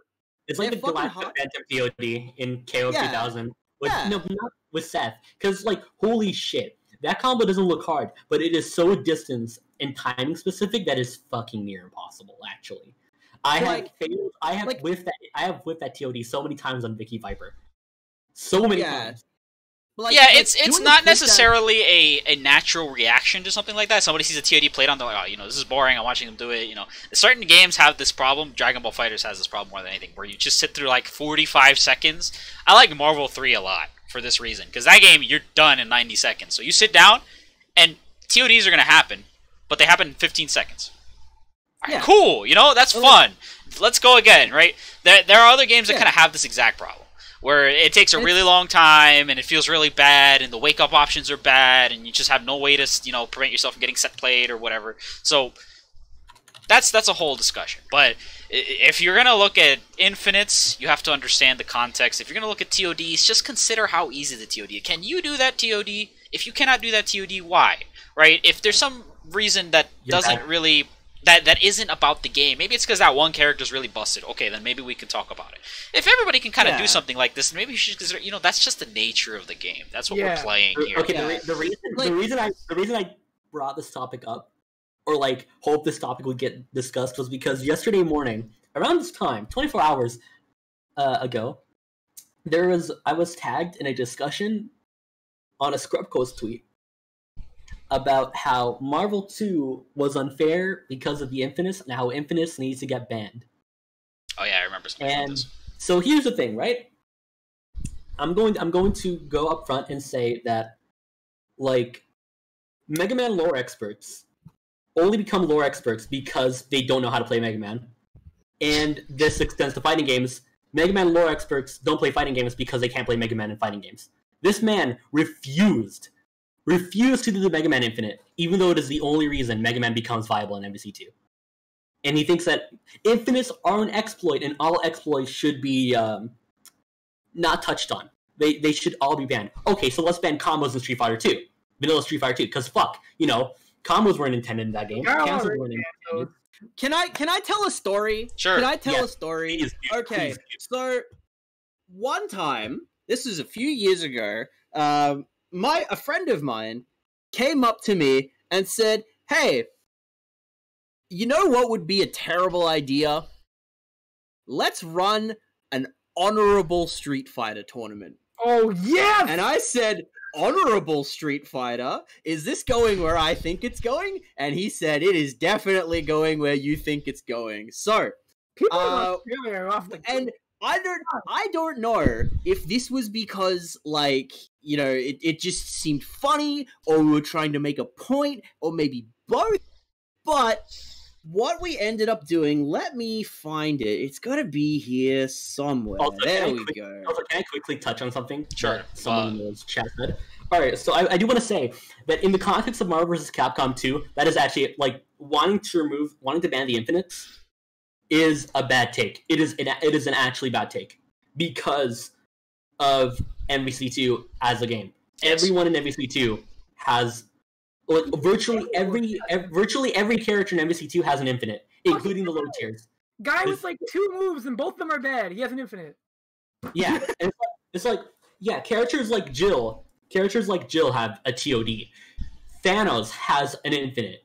Yet those characters I are low love that tiers. one, by the way. So bad. Maybe we should consider that, like, the problem with MVC2 is not the fact that they're infinites, is the fact that Cable fucking exists and Storm can fly up in the air and just yell. Super jump. Hyper beam. Fucking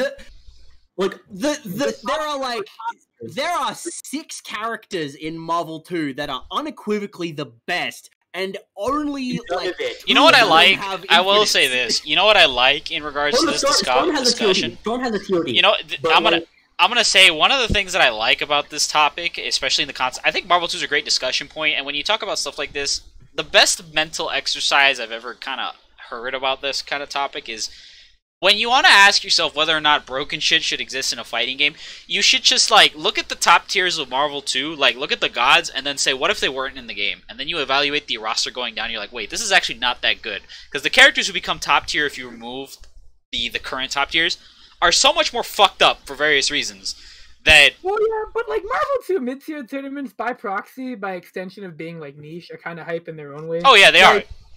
I No doubt. But I think they can only be hyped because the current top tiers already exist. Yeah, right, yeah. Yeah. And, like, Silver Samurai, he has a fucking low in Marvel 2. That shouldn't be a news, but it is. I hate this fucking server. Yeah, but let's be real, right? Like when you want to consider. Podcast. Oh my god! When you want to consider the state of a game and like if a TOD is bad, like if you remove it, what did you get, right? Like what did you get from it? I think that's one of the things, right? Like what did you get? You solved, but this goes back to like player feedback, right? Like if somebody gets salty and says, "Oh, that character shouldn't have that," like okay, we remove it. Now what does the game gain out of that? Usually not. It's usually not a net positive. It's usually a net negative. I like the philosophy of game design where instead of making something weaker so that it matches the rest, just buff everybody. Just give somebody a little more tools. You know, help out the characters who need it more than the characters who need to be taken down a few notches. But you know, it's really a contextual question, and that's an actually good thing. Yeah, it is, but you have to also understand like some things do need to be adjusted. But yes. There are obvious cases, but I think when ambiguity becomes a case, then you got to consider, hey, you know, like can we improve things instead of remove them? Yeah. Do people like that this is overpowered and want it on other characters, or do people hate it because it does not add to the game? Right? Like, yeah, it's very right. You need to look at it on how the community perceives and not how you, as a game designer, perceives it. Because the important part of a fighting game are the players. It's the community. It's the people playing your game. And if you make an objectively better game, let's say, objectively being used, you know, just to throw the word out there, does it really matter if your community does not like how the game is now compared to how it was before? It really functionally doesn't.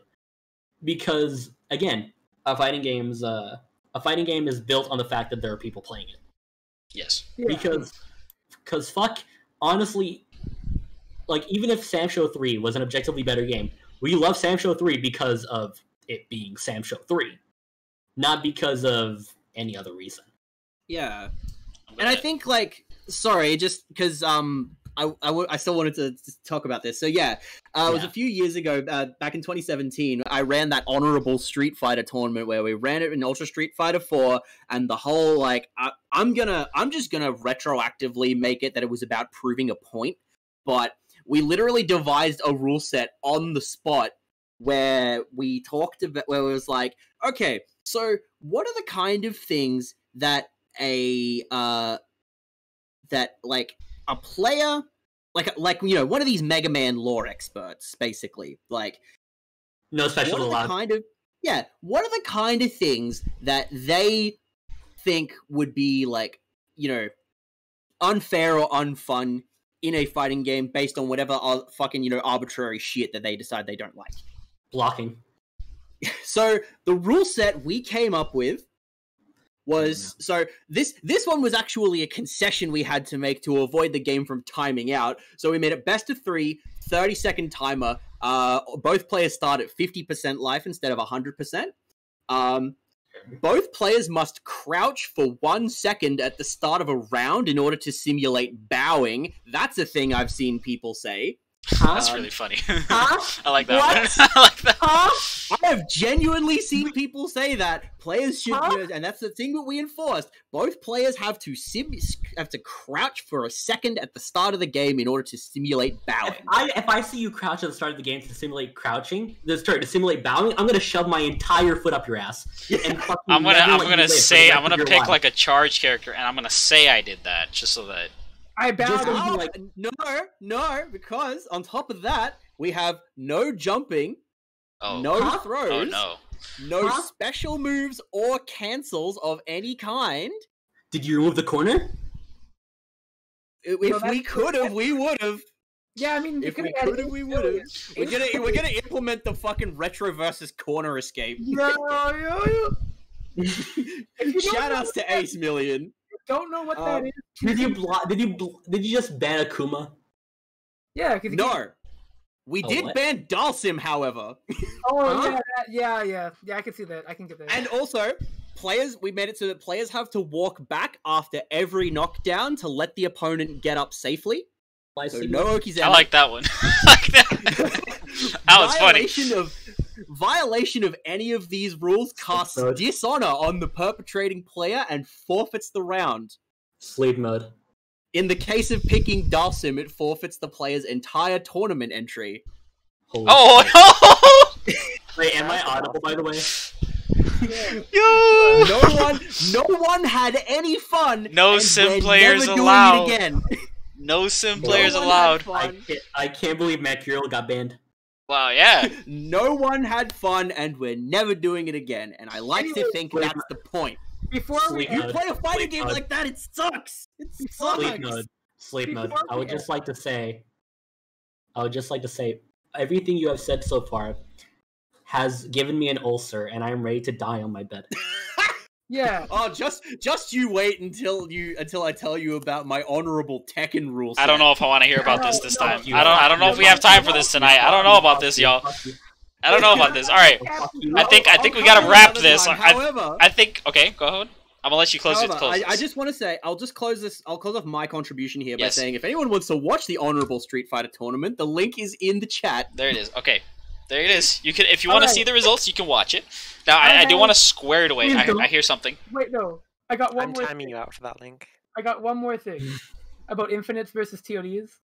The only game that has ever banned Infinites to try and make itself better is Last Blade 2, and it still sucks. I want to bring up one more example about that, which was Soul Calibur 4? Something like that, where they considered removing a character because they had a fucked up combo at round start, which would always give you a ring Tekken out. 5 Steve! Oh my god, how did I forget? Yeah, Tekken 5 Steve. one of those Soul Calibur games. And by the time that discussion ended, Soul Calibur 4 was dead. So yeah, don't try to ban shit for the sake of it. Soul Calibur 4 had that really fucked up Hilda combo. There you go, Hilda. That was just a guaranteed ring out everywhere because she had the fucking turnaround punch or whatever. Yes. That was just like you just died, and like that was a case of like where she was. It's because she alone had a tool like that in a game where nobody else could do anything similar. That kind of made that particular instance of, that instant ring out like unhealthy for the game, because like instant ring out combos are not new to Soul Calibur. Like Lizard Man could do that shit in Soul Calibur 1, but it wasn't as much of a deal because movement in Soul Calibur 1 was really, really strong, and stages in Soul Calibur 1 were fucking tiny. Right. Okay.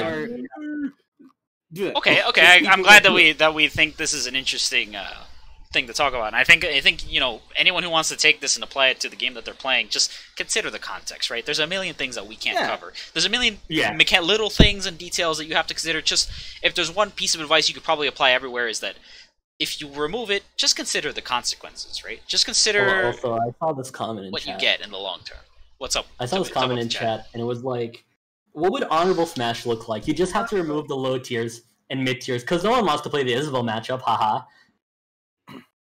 Don't play. Don't play.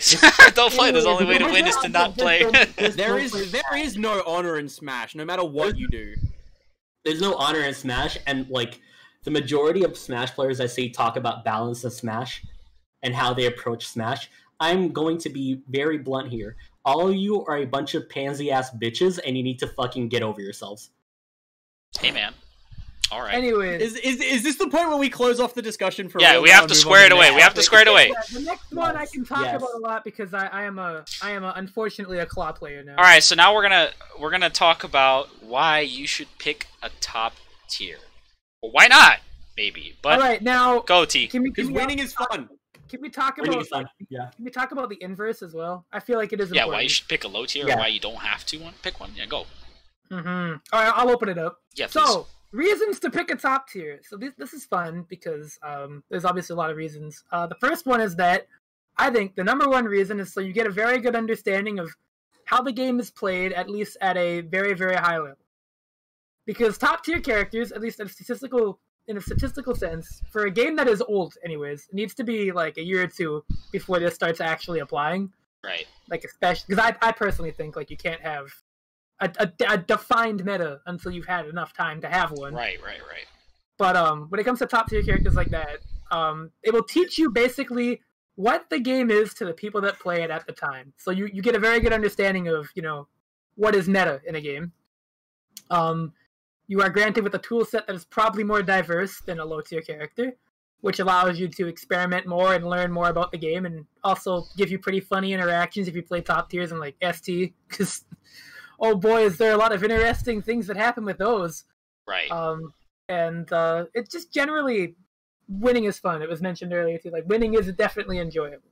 Yes. And on the other hand, picking something like a low-tier character, that's just hype. That's just hype. Well, yes, it is. The low-tier character is hype. Yeah, but the thing about low-tier characters, too, is that tier lists, I think, are very interesting as a guideline, because I feel like they don't matter at the levels that most of us are playing at. That's I right. think that's Not at all. Here's the thing about tier lists, right? Tier lists are made in the context that both players are equal, and they're playing optimally. Here's the problem.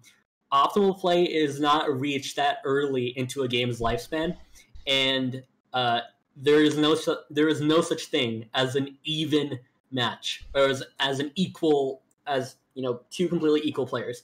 You can theorize it, but you can't exactly implement that into practical play. Yeah.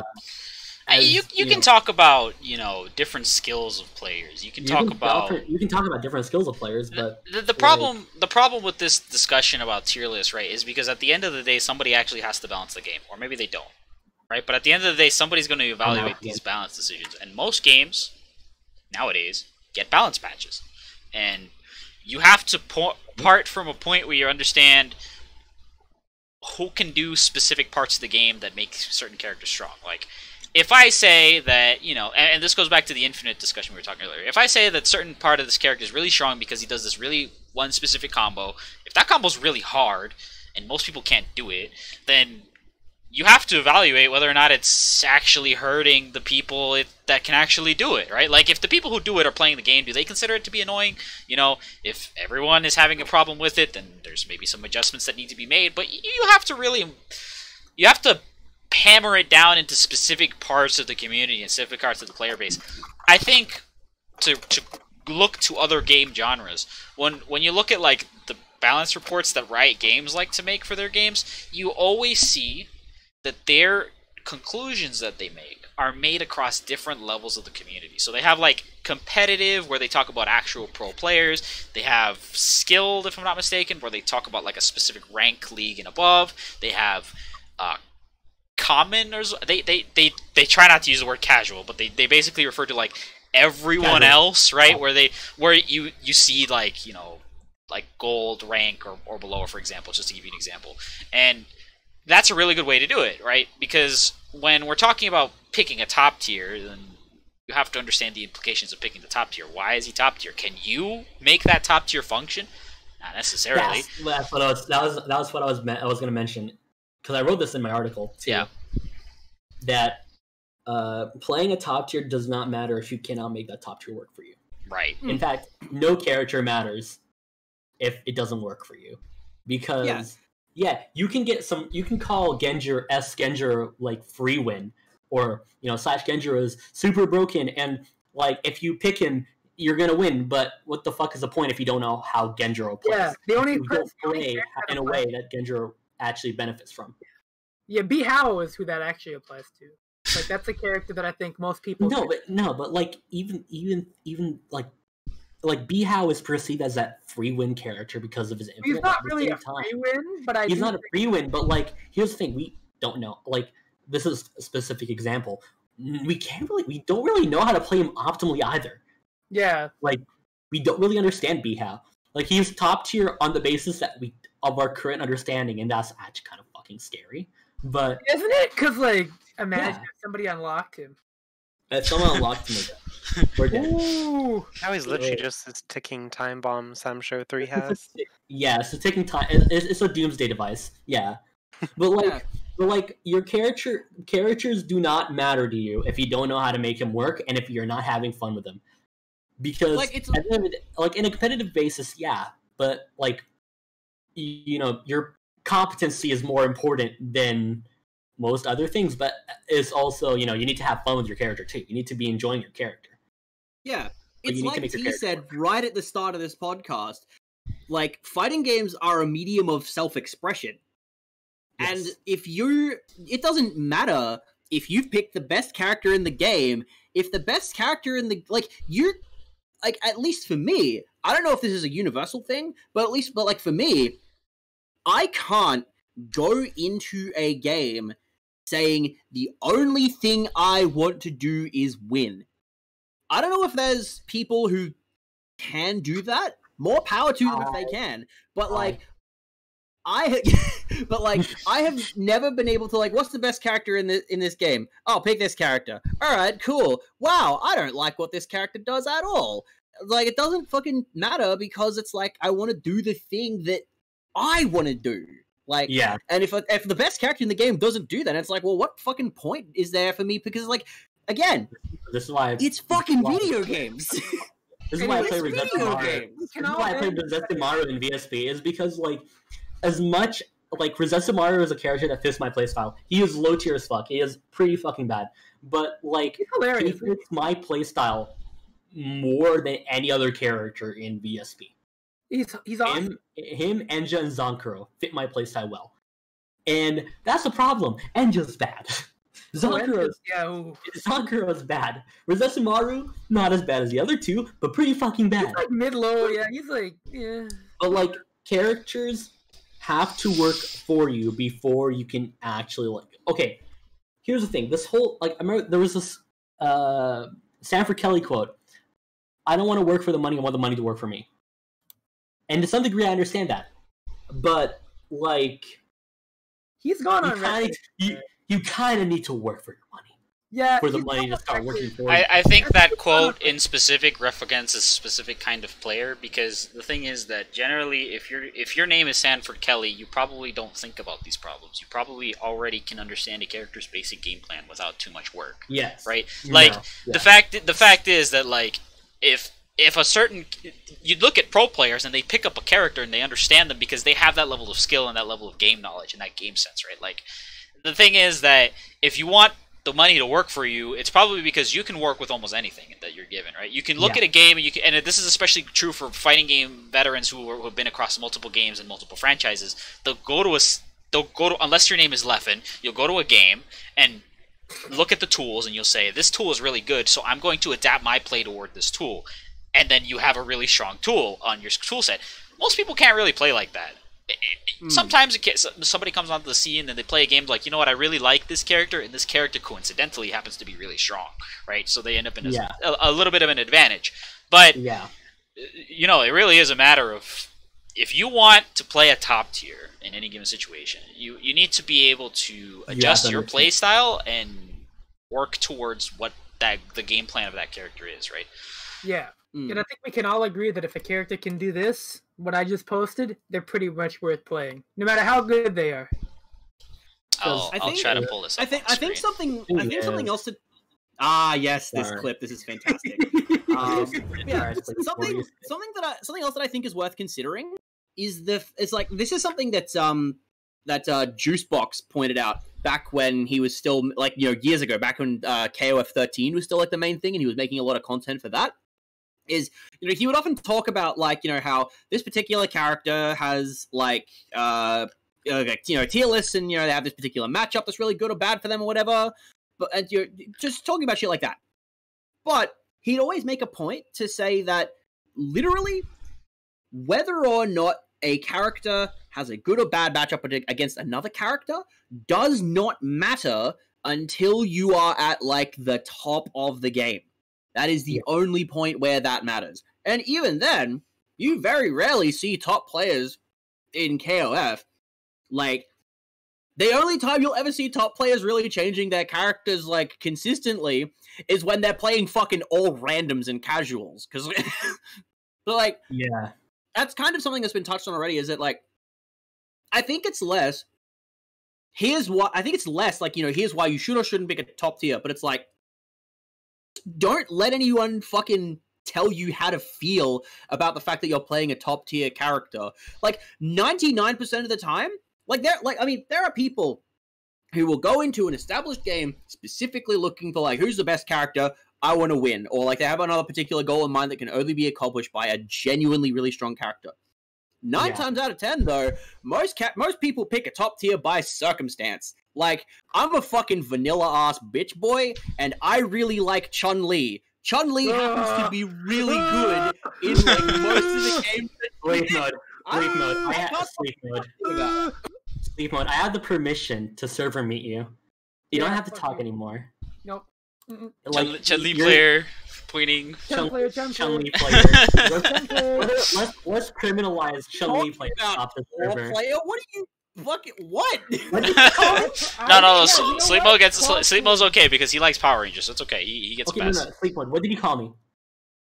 No, I was calling T a claw player. I am. Oh, claw player. Okay, you know what? I automatically assume there's a problem with my character. Like Chip said, I get a free pass because I play Power Rangers. Australians don't exist, so you're okay. Yeah. I'm just a figment of all your imaginations. I'm the demon that says Chun-Li is good, actually. Yeah, you're terrible person. The alter ego. Yeah, that. Anyways, Chat makes a great good point. point. Yeah, exactly. I was gonna just address that. Like sure as hell didn't pick Dante in Marvel Infinite because he looked like the best character in the game. You picked Dante because you picked Dante because he's fucking Dante. Like, right? Yeah, I want to be shirtless and have a sword. Fuck yeah. That's why I play Gordo. He has no shirt and he's got a big scythe. Oh, he's got like. Oh, you're right. Absolutely. I hate the fucking shirt. I'd eat the fuck out of those. Anyways, moving on. Moving on. We gotta. I gotta mention very quickly that, like, to the same extent, I don't want, like, people should not tell you how to feel about playing a low tier character. If you can make the low tier character work, holy fuck, you are at an advantage. People do not learn matchups for low tier characters on the basis that they're low tier. That is a very bad thing. Top tiers, or like just most players do.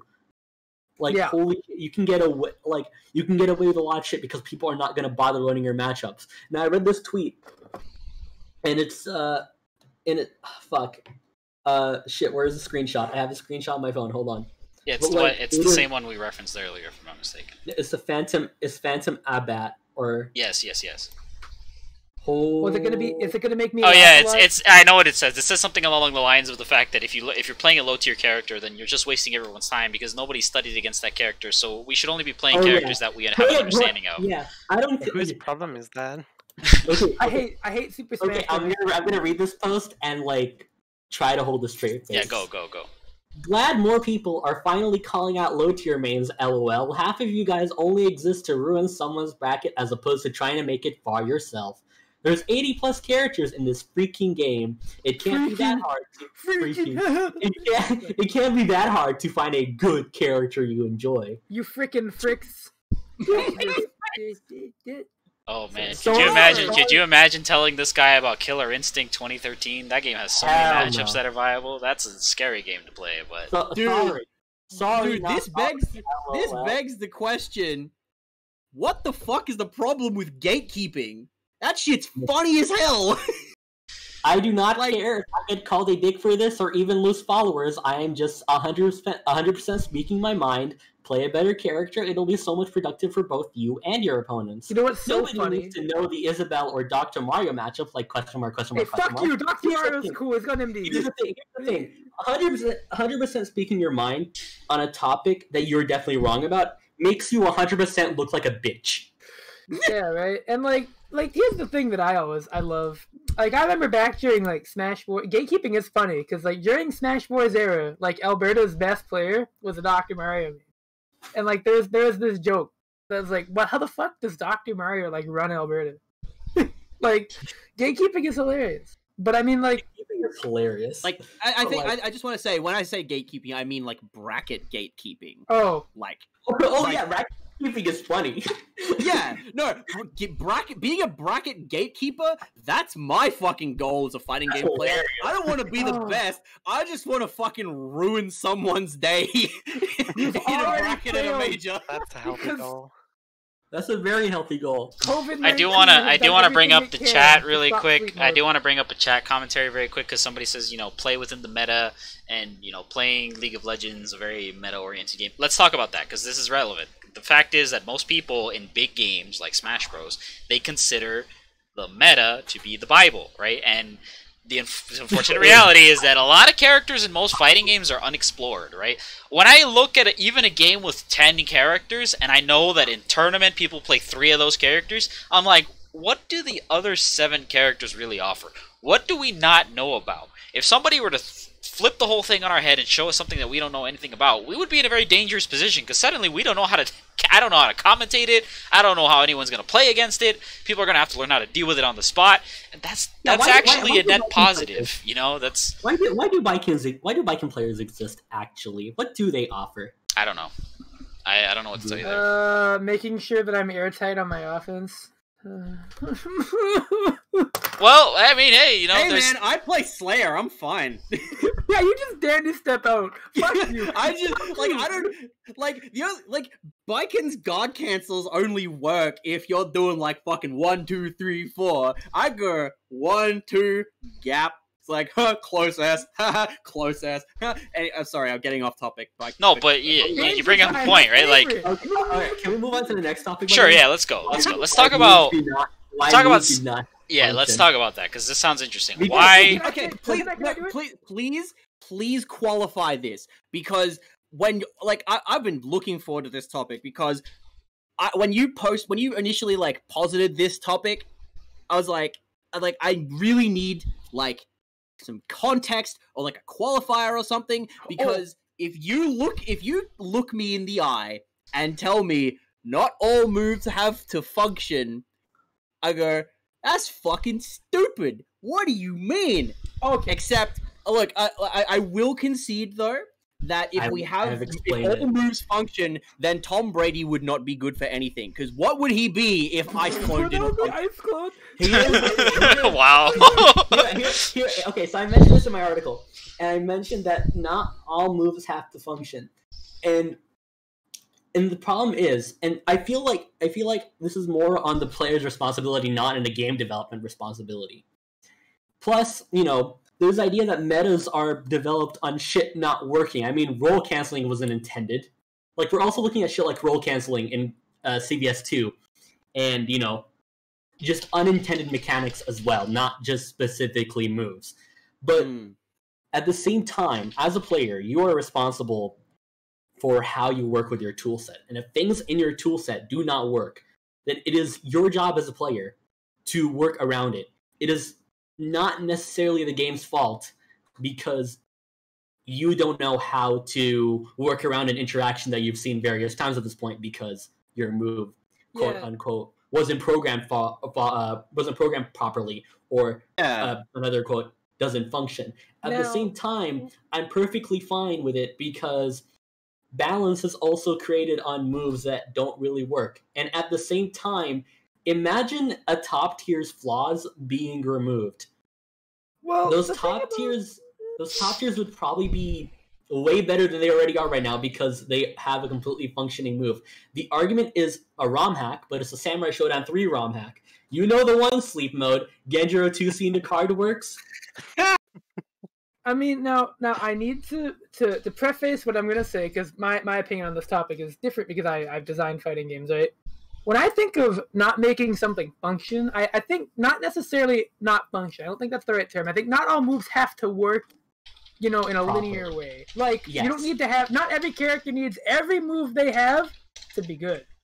Because a move being bad often lends itself to being used in other very interesting ways. Yes. Let's talk about funny bad moves. Some of my favorites. Oh boy. So one of my favorite things in fighting games is that if a character has a really good move, like a common option, and people expect this, right? Like, let's say, I don't know, you're playing Super Turbo and oh good, Boxer's gonna do dash low. Because it's plus 10 on block. Why the fuck is it plus 10? Fuck you, Capcom. But Boxer's going to do this in neutral because it's good. So you're expecting it, so you're down backing. And then Boxer does this move that is normally pretty shit. It's called dash upper. What does it do? It anti-airs, right? But you're moving forward. What the fuck is the point of a forward-moving anti-air? Whiffs crouches. This is fucking garbage, Capcom. Why would you make... Oh. So instead of doing dash low, you do dash upper and then you grab them. Because throws are frame 1 in Super Turbo. But they come out instantly. They come out faster than a complaint out of somebody's mouth when they're mad in a set. They're just instant. Boom. You press the grab input, grab them. So not to mention dash upper. That shit's basically a dash. Yes, it's very fast, right? Like, so it's not a particularly great move in the sense that it functions as a good attack. But because Balrog has dash low, which hits you crouching and you're encouraged to crouch in that neutral position, he can do that and sneak in and then grab you. And his grab generates very good offense. So there's an example of like a move that doesn't really work super great on paper, but when you combine it with how the rest of the character works, it creates a very interesting interaction. That's very insightful. Yeah. I think that kind of that goes a long way in contextualizing what we mean by functions, right? Mm-hmm. Because you have to consider when you look one of the oldest pieces of fighting game advice. What do people want in a fighting game? Okay, they want the special moves to be really good, because if the special moves are not good, then they're not going to do them, and the game's not going to look interesting. If the fireball is bad, then they're not going to do the fireball, and the game just doesn't have as much flavor to it. So it's great to have strong specials. Most games are.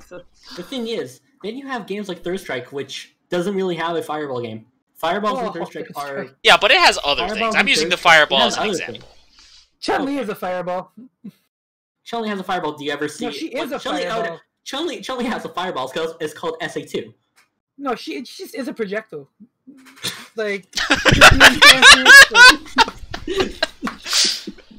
Chun-Li is a projectile. I would invite all of you to, like, try and understand that projectiles actually are used and have a specific function in Third Strike. Yeah, if you I know. Understand them before you start talking shit about Third Strike. Okay, listen, look, doesn't this actually come back to our initial point about how it's the player's responsibility to understand how a functions in a game? I feel like I've misworded it. It doesn't have the same kind of prominent fireball game as, say, let's say Super Turbo, Super Turbo, because because fireballs are only very good at a specific range. They're only very good at closer range, because at a full screen distance, what the fuck is a fireball gonna do? They're just gonna parry it. Maybe you can use it as some fucked up mix up if you're a Kuma or some shit. Yeah, because Kuma does red fireball and the demon flip and goes, haha, you're a fucking idiot, you parried it. Or red fireball into Raging Demon if they don't challenge. Counterpoint. If they try to challenge red fireball. There is a counterpoint. Remy's in the game. Right. Yes, and the only thing I have to is like there's not a single new Third Strike character that wasn't fucking poorly thought out. Like, let's not pretend that Remy being like fucked is an outlier. Like, Chun-Li has super 2. Q barely fucking works. Hey, listen. Don't insult my son like that. Somebody asked me how Makoto is like a fucking... She's the real anomaly, because the most fucked up thing she has is she has a stun combo with a super that nobody fucking uses. Except Tominaga, because Tominaga's fucking... I don't know what I think Abuk in the chat is bringing up something that one of you mentioned. Does forcing a stand but whiffing on crouching count as a function move? Like, does that move not? One of you talked about this, yeah. No, but here's the thing. Here's the thing, right? If you pick DJ in Ultra 4, you're already not functioning yourself. Alright, now... Okay, but like, what if we tried to answer that question, like, for real, though? If we answer that question in earnest, like, I don't think it's a move that doesn't function. I think it's just more of an oversight rather than a move that doesn't function. Yeah, like I do want to go back to the topic of whether or not a move functions, right? Because if all special moves should be strong for them to be good, then does it function if it's weak and it therefore not worth it unless it's in conjunction with something else? Bird kick in SF2, which like 5 people know, because like who the fuck's doing that? Who's charging back in the air with Chun? I'm not gonna jump in like an idiot because you can't get anti-aired anyways. Chun-Li. Okay. So I guess you could say that it's fine for a character to have like so I guess a much more contemporary example would be like Blue, like Super Saiyan Blue Goku, Dragon Ball Fighters. Oh man, like his grab is straight up not good until they made it quicker and it came a little more obvious. People who are specialists in that character were able to make some very interesting mix-up with the grab because you had this very ominous presence of a tick grab and block strings. They made it better, and it became a lot more obvious how to use it. But that doesn't disqualify the character as viable necessarily. Yeah, right. So also on the note of like Q, I feel like a more accurate way of approaching this topic is not that moves aren't allowed to function, but that sometimes moves not being strong is a perfectly fine thing for balance. Mm-hmm. Yeah, right. Obviously, like I feel like that is a more appropriate way to look at this discussion, and maybe my wording was headstrong when I had talked about it in the article. Yeah, Smash players often use the term function. I don't know why. Smash players, let's like.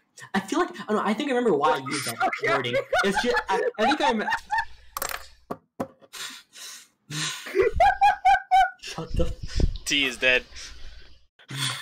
What killed him? I was okay, but like I remember why I mentioned why I used the word functioning, and it was just so in case a Smash player could read the article, if they could read, they can't read their opponent, so what the fuck is an article gonna work?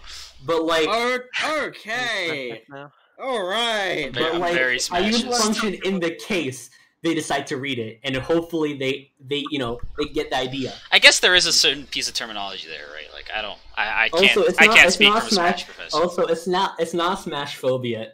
I'm Smashist now. I'm Smashist now. I'm not playing the game. But yeah, so like I think I feel like this entire podcast has just been a slow fucking progress of like here's a real clickbaity fucking super like inflammatory thing. Oh wait, no, here's actually the more reasonable and nuanced take on it that we actually think. And then there's me, who is inflammatory. But this is us platform. But yeah, I feel like this in particular discussion has been not so much like it's okay if a move doesn't fucking work, and more like, if a move doesn't behave in the way that you as a player expect it to work, it's on you to, it's on you to learn about that. Yeah. However, Abbott's onto something as well, like, with the example of DJ's, what is it, his far fierce or his close fierce in Street Fighter 4, or, in a more Abbock specific example, because he's really big into like the Naruto Clash of Ninja games, Gekito Ninja Taisen 4, Clash of Ninja Revolution 3. In Rev 3 in particular, he was saying that Kurenai has a bread and butter target combo that does not combo. That's awesome. That's great. Like what do you mean that's awesome? That's great. Quote-unquote combo. No, that's perfect. It's called an on-hit frame trap.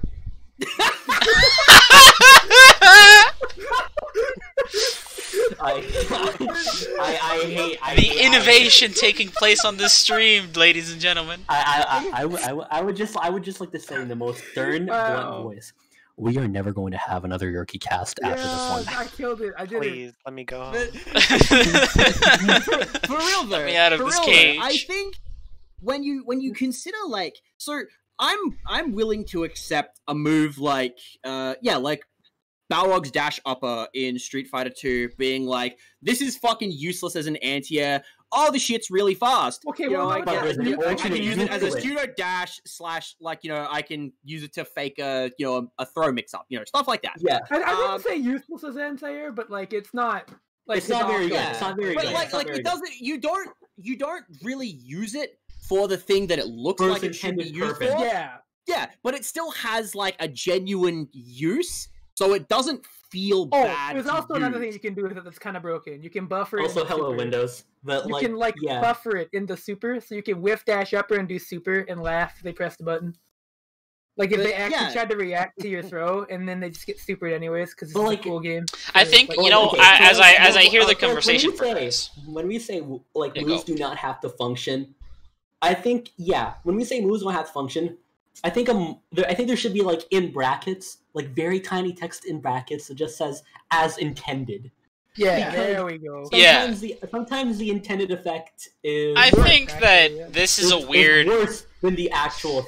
It's a really worded title, and I 100% take responsibility for this because I am a fucking dick.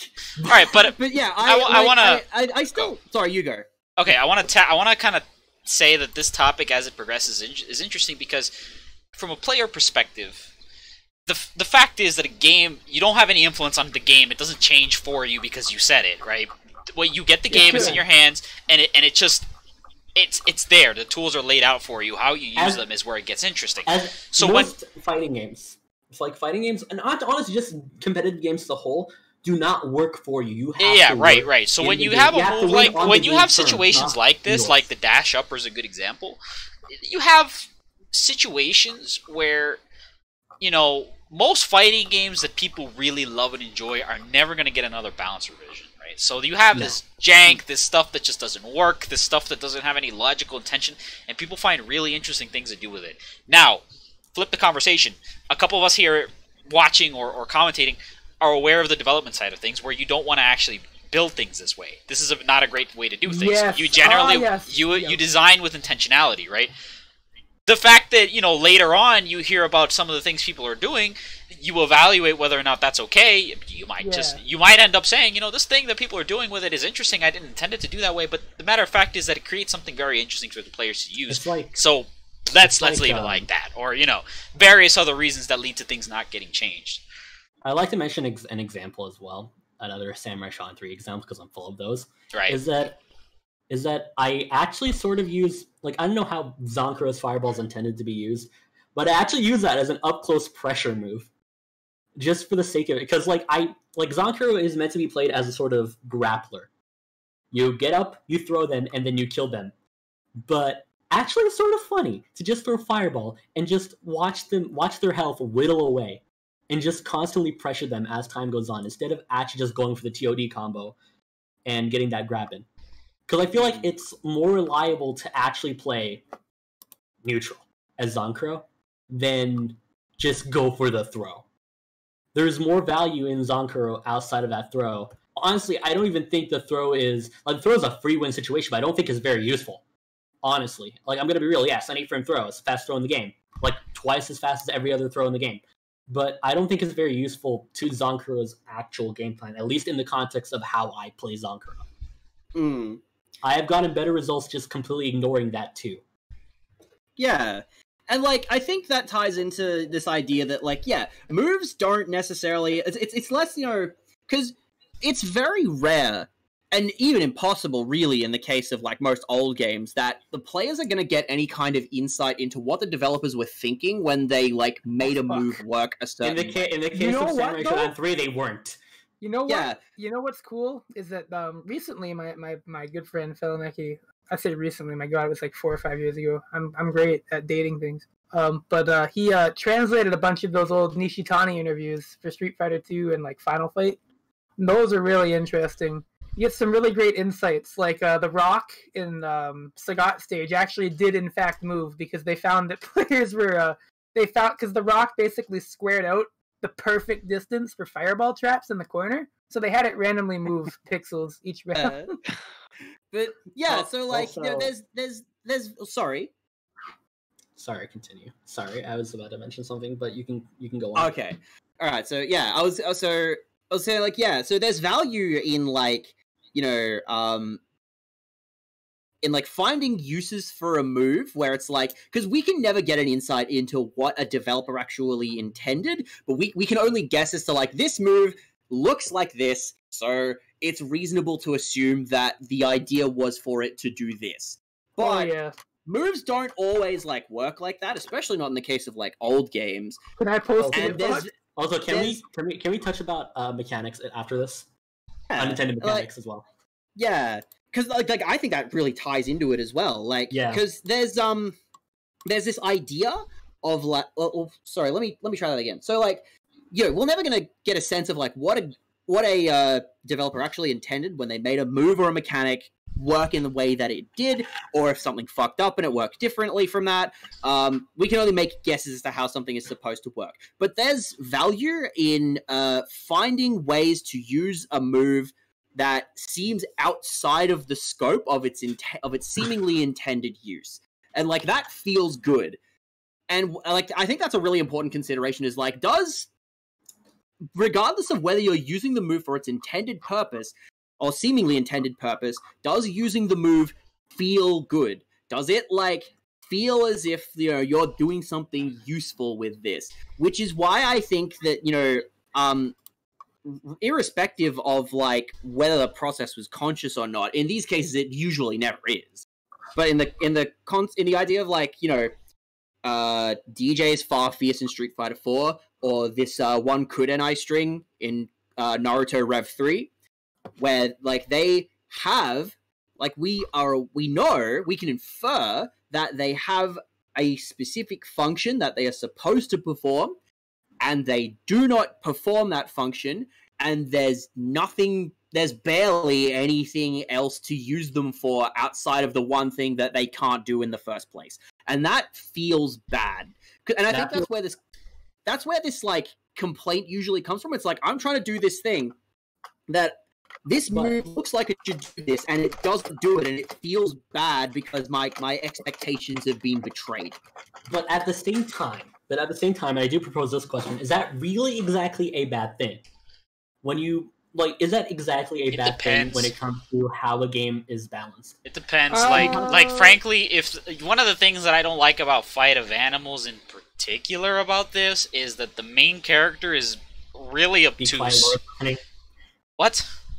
Laura's in the call. Can't just talk about animals? Yeah, no, I can. I'll get away with it. But right. I will say that like one of the things about Fight of Animals that I don't necessarily enjoy is the fact that the main character, the one who's at the front of the box art, is one of the more obtuse characters to play. He doesn't combo well. His dash cancels are a little too tight for what I think is acceptable for the game. He doesn't have a lot of damage. His super's okay, but it's not the best. Most of what he does doesn't feel very satisfying, and that is strange because that leaves a very bad impression on the player. If you're Ryu should be easy to play at a base level, but he should also feel strong when you do his basic moves because that entices you to keep playing the game.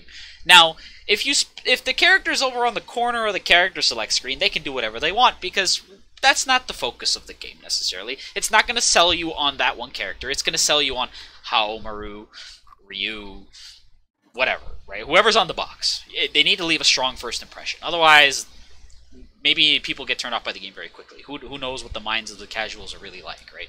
But I hear this a lot. Like, you need to consider, okay, if this character doesn't have some immediate rewarding thing, then maybe people are just not going to put time into them, which is valid, and maybe to a certain extent we do need to consider that when we're designing a game. I guess. Also, I guess there's a sort of like there's tunnel vision when it comes to talking about this because everyone in this podcast, at the very least, has played fighting games at a substantial level. Right. Where they're probably not going to be looking at it that way outside of, maybe people who are working on development, as an example. Or people who are considering, the casual market. I clearly did not even think of this, to be honest. Mm-hmm. I did not think of, seeing what character is on the box and thinking, I hope that character is strong and keeps me invested because I've never been interested in that character as a player. I'm not interested in characters who are on front of the box as a player. It's not my interest. Honestly, as a player, I pick characters based on how strong they are. If they work for me, then they work for me. VSP was the only exception as far as I know. But yeah, to talk about moves not looking or not functioning how they look at this. Yeah, I'm pulling it up on the screen for you right now. Look at this normal. So now, to preface this normal has an earlier hitbox that hits anti-air as well. Just like this, right? This makes sense to me. The second part, I don't know. So again, there, now you guys can see it. People were probably using this move, and they probably saw the animation and thought, this will hit crouchers. and then it just whiffed on a crouching fucking Zangief, and they got hit, and they're like, "What the hell? This game sucks ass. Why is Dulcim like this? Why is he like this? Why No, is see, he that this?" hitbox is actually Dulcim's voice as he's yelling, "Boy!" No, What? that is literally the sweat from his left shoulder flying off at you.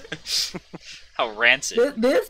This is like the definition of like we cannot understand, because like fucking those translated notes about old Capcom games are really something else. The rock moving, how I learned that apparently they programmed the enemy AI in Final Fight to be somewhat random to simulate enemies having a good or bad day, which I like that. That's really funny. Awesome. That's Kojima tier. That's Kojima. That's like Hideo Kojima. Have you tier considered their emotions when you're beating their ass? No, but we did. That's like. Let me get it. I'm meeting Joey, and Joey's having a bad day. Alright, I'm taking down this awesome headbox. Final Fight really is social commentary when you think about it. Can we put some like claw hitboxes on the screen to like cleanse my It eyes? actually, you know, It's not gonna cleanse anybody's eyes. I can't believe Final Fight has better social commentary than The Last of Us 2 ever did. Love to see Crazy, it. right? It's kind of nice. Hate to see it. Hate to see it. Love I to don't- see it. actually, I don't Fuck hate The it, I Last love of Us. it. Fuck Naughty Dog. How did they go from Crash Bandicoot to that? That's like a fucking step one, step two. Cinematic gameplay. Anyways, we're getting off track. So. Sonic's I do ass wanna- game to seeing people get hit in the ass with a hammer. Like, what the fuck happened? What? I even? do want to say though that Trash. You're cutting out a little bit for me, Sleepmode. You want to try that again? You want to try that one more time? You want to try that one more time? I do like to think that. Sleep mode is getting like Secret Service I right blew now. up Australia. Uh-oh. I'm sorry. Wait, is Sleep mode dead? Sleepmode is dead. I think so. I think he's having a little bit of issues, but no worries. We'll let him finish his thought. Australia was destroyed. It actually happened. It actually happened. It was as was predicted. All right, but that being said, put it in a box as we should. It's from a player perspective, it's an interesting thing, something you should be open to do when you see a character and they don't work quite as intended, and you actually find something very interesting instead. As a developer, it's a little more difficult. You have to consider whether the decisions made led to something that you think is good, if what players figured out is far off base from what you intended, and whether or not that's okay, because depending on what it is, it might be just fine, right? So you'll really have to just consider those things in detail. Can we Now- pour one out for Sleep mode? Yeah, I'm pouring one out for Sleep No. Mode. Actually, I don't have anything to drink right now, but I don't have anything to drink. but anyway, I guess I'll just flip them off. yeah, big F to Sleep Mode for now. But I moving gotta go to on, the bathroom. let's talk a little bit about. Man, I'm pissed. Open up this next one without me. I'll be right back. Nah, go for it. So that Oh my God. so let's just kind of talk about this. So let's talk about That's playing. Link is the best designed character. Wait, Oh, there is. Yo, he just came back. no, I know you didn't. It's fine. Okay, great. We're glad to have everyone back. He just came back and he's like, all right, Oh, I'm crying. Fuck. Australia was reassembled. Australia has come back. I can't believe T pissed Australia back to life. Yeah. Okay, well, I'm sure Thank you. I we'll would be nothing without you, Canadian. T is still away. So let's just keep going for this. Let's talk about playing lame. Yeah, why is playing lame a-okay? I personally, I mean, the people I play with play zoners and lame and just all kinds of stuff. So that's what I'm used to. Hey, who but are you referring to, Shib? I'm not referring to you actually. I'm referring to other people. Hey, Lore. Hey, Lore. Hey, how you doing? Hey, Lore. Hey, how you doing? She's a Mario player. She's a Mario player pointing. I am back. Oh, welcome back. By the way, sleep. Yes. Playing lame is a-okay because sometimes it's fun. Playing lame is okay because part of the fun of fighting games is just looking at something the other guy wants to do and just being like, no. Don't do that. Think about Yeah, that's playing funny. lame. That's too. funny. But at the same time, it's also like I hate the term playing lame Yeah, because because by whose definition, right? whose definition? The fucking 12-year-old playing Lil Mac with a fucking bit like with Ethernet cable with like bite marks on it? Fuck you. The Melee community. The Melee fuck you. Why First the of all, fuck do you think they hate? Why the fuck do you think they hate Jigglypuff? Because Jigglypuff doesn't play the way that fucking Fox and Falco and Captain Falcon play. Not fucking zippy doo dah wave farting all over the screen and doing sick combos and oh my god, where you at? Let's change the title. Playing, I would not like going forward. I am not going to fucking call this lame play. I am going to call it different play, and different to how the community actually plays the game, because like a community perception of lame is fucking stupid, and I think anyone who unironically uses the term lame play, honestly, like, no, you're fucking dumb. Like, you're straight up just you are the pinnacle. You're the pinnacle. I think you have to consider the implications of playing. Like, if you consider playing lame to be a real thing, then if you are commentating or if you are analyzing the game, you can consider that state and you can use it to your advantage, right? Because people, when they say you're playing lame, they don't mean they usually mean something very specific. They do mean they're. I would prefer the term. I would prefer the term. If we use lame as as most people say, I would prefer to use defensive play. I agree. Okay, yeah. But then it's not. You have to remember though. It's like I would rather be more specific with how a character plays than try to paint a certain way of playing as lame. Like, I don't think I don't think it's been discussed much, but painting an entire style of play as boring and lame actually damages how people perceive certain characters. It definitely does. Yeah, thank you for Strive for thinking Oki is lame. Like, here's the thing, right? Shout out Honorable Street Fighter. This goes back to when we discussed responsibility as top players. This also goes into community responsibility. As a community, we need to actually consider that there are different styles of play in a genre that is as versatile as fighting games. Sure, you might think it's boring to play a certain way, but no one's going to stop those players from playing that way if it works and benefits their character. Yeah. At the end of the day, a fighting game is what is the goal of a fighting game? What is the goal of a player? It is to win through the game's means. I think that this is one of those topics that I understand people's concerns in enforcing better standards in terms of like commentary and how we talk about certain players, but I also think it's one of those unsolvable problems because like we said it from the beginning, this is a video game and there is a matter of like there's going to be a whole sphere of people who don't even give a shit about this and are just going to say it anyway. With that being said, I think there is like. You can say something and maybe it has like a derogatory meaning on the face of it, but we're talking about this is the fight. The FGC has like a million terms in their book, right? That you have that they use. Not all of them are great, but I would just prefer something more specific and more grounded in reality. Not grounded in reality, but like I feel like I prefer terms that are more understandable at face value. Yeah. Rather than agreed. Anything else. I agree. That's my biggest problem. I think the problem is that when I hear like Yipes say that's the lame stuff, I don't want to hear that's the defensive stuff. It just doesn't sound the same. You know what I'm saying? Like, I guess so. It's hard to really replace that term. It's one of those things that's like you have to remove. You can't remove its meaning, but you can remove the intent from it, right? Context. You can remove the intent. Yeah.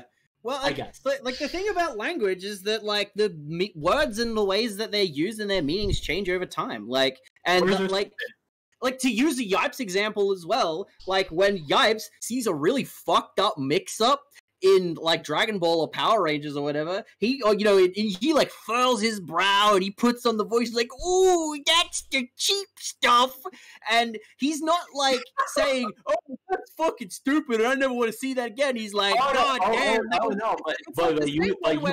just open Twitter and scroll like 6 tweets down. Honest, it's like the fucking what am I thinking?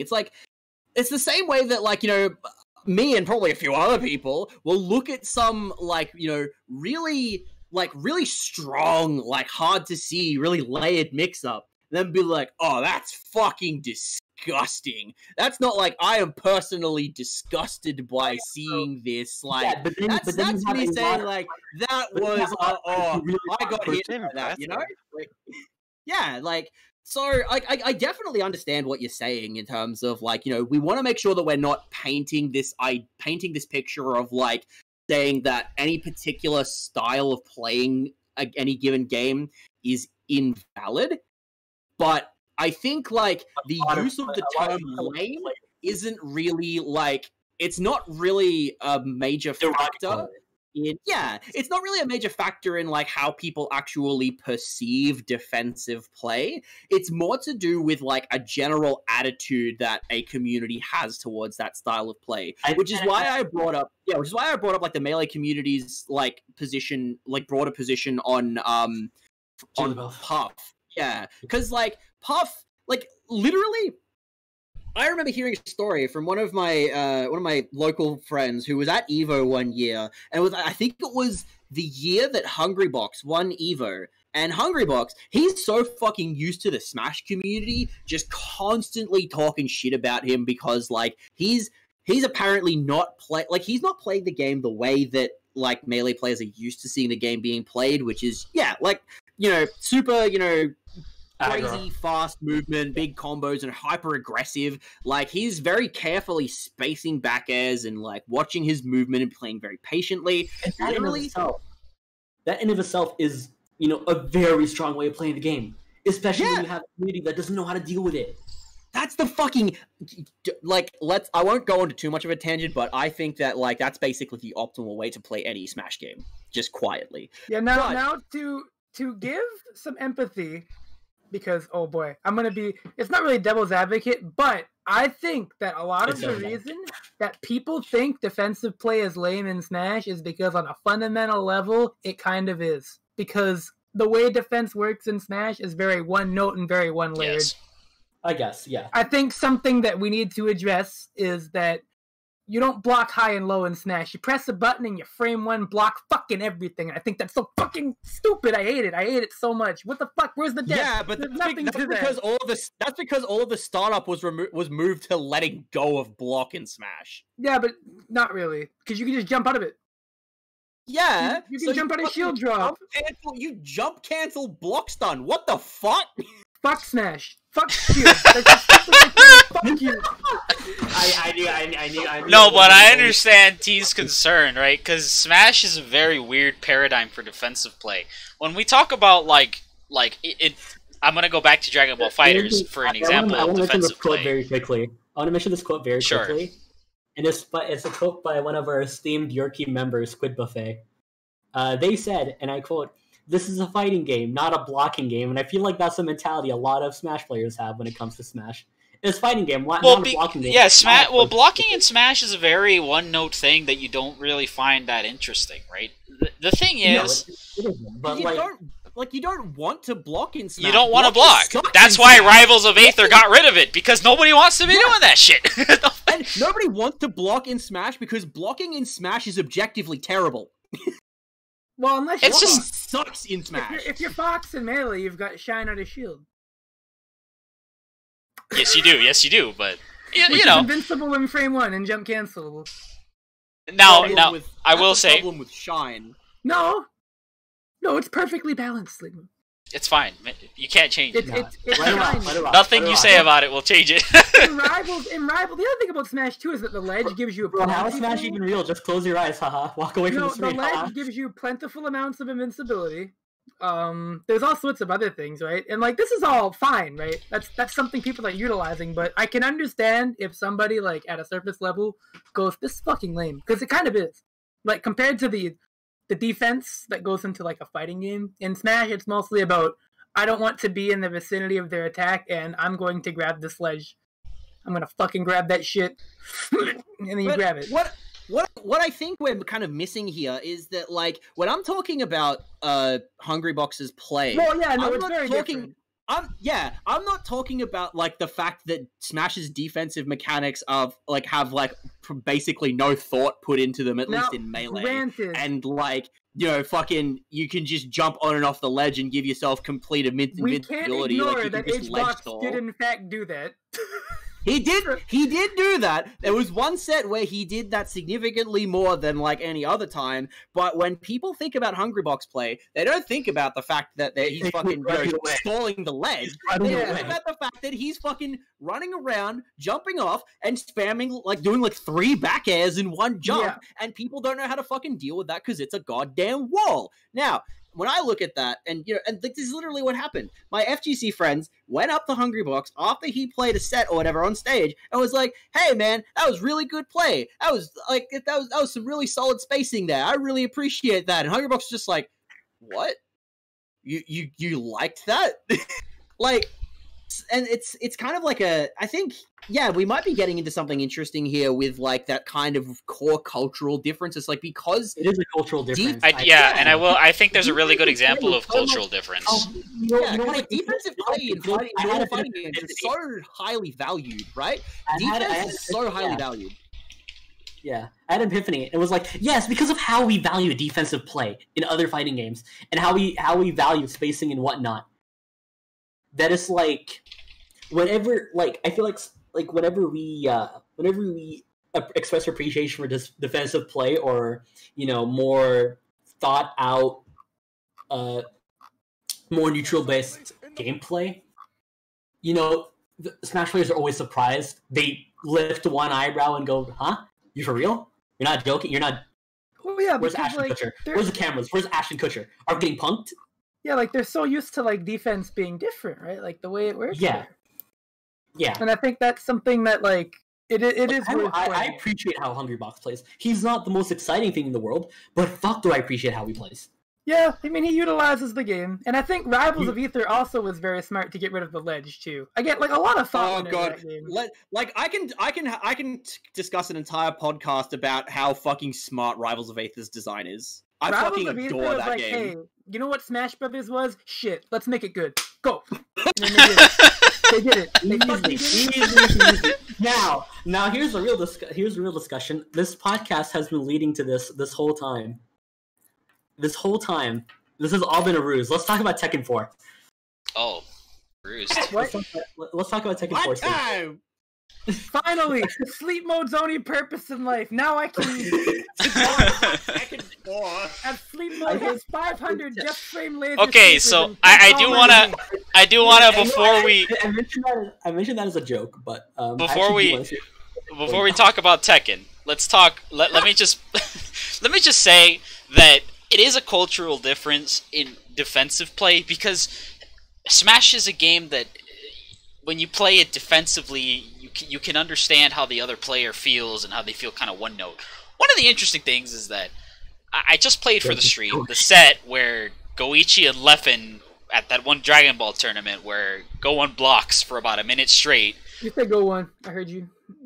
Oh yeah, whatever. Goichi, he blocks for about a minute long, and it's one of the most interesting things that's ever happened in Dragon Ball. The act of blocking, right? Any other Smash player or Smash tournament, if this kind of thing were to play out, people would not be happy with it. I think people would look at it as kind of like, why did this guy do this? Like, this is stupid, whatever. But it's one of the hypest things that's ever seen happen in competitive Dragon Ball. So it is a cultural change, but it's also how the players reward it, I think. And I mean, to be real, a lot of games have much more, very defensive options. Running away is one thing you can do, but you can alpha counter, flawless block, blitz shield, anything like that, right? All these other options that we have that makes actually blocking a little bit more interesting, but doesn't happen in Smash, and I'm not sure that space has been iterated and on Smash, sufficiently. the other Rivals thing is removed it. Runaway. Runaway is so easy because of how fast jumping Exactly. is, and because of platforms. That's another one. Platform camping. People don't do this a lot in Smash because, well, for one, it's pretty boring because you're just double jumping up a platform and watching as the other person can't get to you because they gave everybody 3 frames of jump squat. Hashtag weed. Just hit me, bro. Just hit me, bro. Yeah, so you're just jumping around. It's like, I could be doing anything else, and then you play like any game with better online, anyways, and you're like, woo! So like, shout outs to Rivals of Aether again. It doesn't have rollback netcode, but they fucking tried to put it in. And then they made it better. They gave it the old college try. They tried, like, and then I'm they sorry. made it better. They did make it better. They improved the netcode anyway. And they were like, I'm sorry guys, we couldn't fucking get rollback to work. Bro, we couldn't get Just play Samurai Showdown 3. That has rollback. Fine. Yeah, play it on the collection. Yeah. No. Hey, you know what game has Play on the rollback? collection, Fight of get Animals. all the Told me sound to clips at use high your pitch. platform responsibly. Don't encourage that. No, you gotta get the sound clips at high pitch. You can be like, cat! I will use my platform responsibly and remind everybody that. Oh god. This is only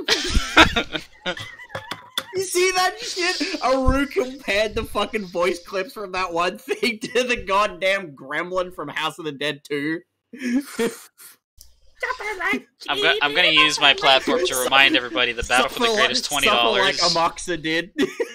Yeah, he definitely suffered. Somebody said Fireball earlier, and I thought of Amox's Fireball and like nearly cried. I just thought about Amaka's voice clips.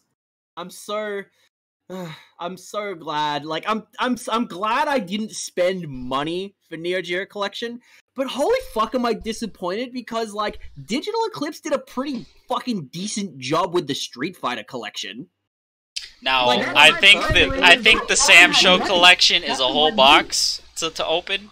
I do want to say that I'm very interested in compiling thoughts and things about like what went wrong here. Not You want to send me a copy of it? No. Ooh, episode 2 hype. we'll have to talk about it. We'll have to see how this materializes. But it's something that I've been the Samurai Shodown collection is something that I've been wanting to do some actual commentary on for a little while because I think there's a lot of things that need to be explored. We can have that, like, episode 2. Then. But yeah, we'll talk about it perhaps on a second episode, and I think that just about wraps up the topic list for today. So yeah, I think we're good. In closing, I don't know if anyone has anything to say. I have a closing. Sure. Closing thought. Yurkeycast was a mistake, actually. Okay. Yeah. Okay. That's my closing thought. Hey, you love us. Can I cap mine? I try to. Here's all I have to say. Yeah, T, Today, please.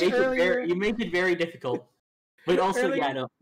Actual closing thoughts. I just wish people were more responsible with how they approach fighting games, and how they approach and talk about fighting games. Because a lot of comments I do see, a lot of tweets I do see out of honestly very well respected players in their communities come off as very irresponsible, and they come off as very squub quotes tier.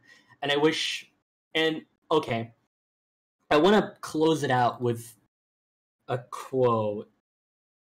Let me find it. Sure. Okay, yes. I found it. Any high-level competitor or athlete is intrinsically an ambassador or diplomat for their craft. They have a responsibility for the community to stand for its people. Okay. That is the quote I'm going to close on. Good. All right, for me, I guess my closing statement will be: thank you for having me. God help you all. But Fuck you. one other thing. Earlier today, somebody asked me a question. And Yes. I said I had to give them an answer. They said, "How the fuck did G become Q?" And I said, Gil took everything good from that character as his punishment, and then called him Q. That's all I have to say. In hindsight of talking about functions. And lack thereof, because Q is definitely the latter. Okay. Stupid So ass anyone else? detective, man. Anyone else? Any statements from Law? You should probably buy Fight of Animals. That game has like a knockdown fireball. Never mind. I'm server meeting it. Oh, fuck, that's too late.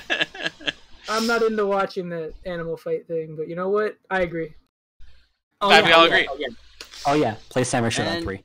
Yeah, please play Samurai Shodown 3. Special. We've been so good. We've been so good. Please play. and I suppose some, I guess some closing statements from me. Yeah, like I agree with what everyone said. Like, you know, if you have any kind of like, you know, large, I guess, voice within your community, you do have a responsibility to an extent to, you know, make sure that you're, you know, being a good ambassador for your community. Even if you don't want to, even if you don't want to be, it's not always up to you. Want to be responsible. You're But, not, you know, by that same token, just remember one thing: it's just video games.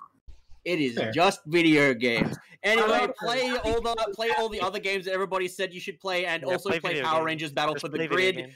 Play Tekken 4. Play Power Rangers Battle for the Grid. Play Tekken 4. If you're listening, you should probably go play video games. I'm gonna detonate Australia. Like, yeah, that's the real closing statement. Playing fighting games is always better than talking about them. Mm-hmm. As much as I have enjoyed today's conversation a lot, playing fighting games is like way better than talking about. Here's the real closing statement. How about fuck fighting games? Let's just go play Doom or something. Fuck. Yeah. Let's get Doom going. Mario 3.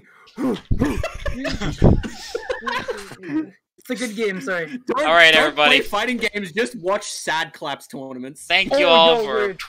Oh yeah, and go watch Mikado's tournaments. That's the other thing. Yeah. Support Japanese arcades. Black Lives Matter. Anyways, and Black Lives Matter. All right, I appreciate everybody for being here. I want to. Yep, trans rights. I like that one. Anyway, to close everything, you can find us all down here. Twitter links below. Feel free to follow the channel. Feel free to subscribe if you like what we're doing. Follow me if you want to see total shit. I'm gonna follow T, because when his new update for his game comes out, I'm gonna play it here. So check it out. Oh fuck, that's a lot of pressure. Yeah, that's also not gonna be for like a month. I'm sorry. No, it's fine. I got plenty of stuff to do in the meantime. Anyway, I have to smoke cigarettes. All right, so I appreciate everybody for being here. Yeah, that'll be it from us. Thank you all. I'm Akusa. Thanks, everyone. Now that I'm off,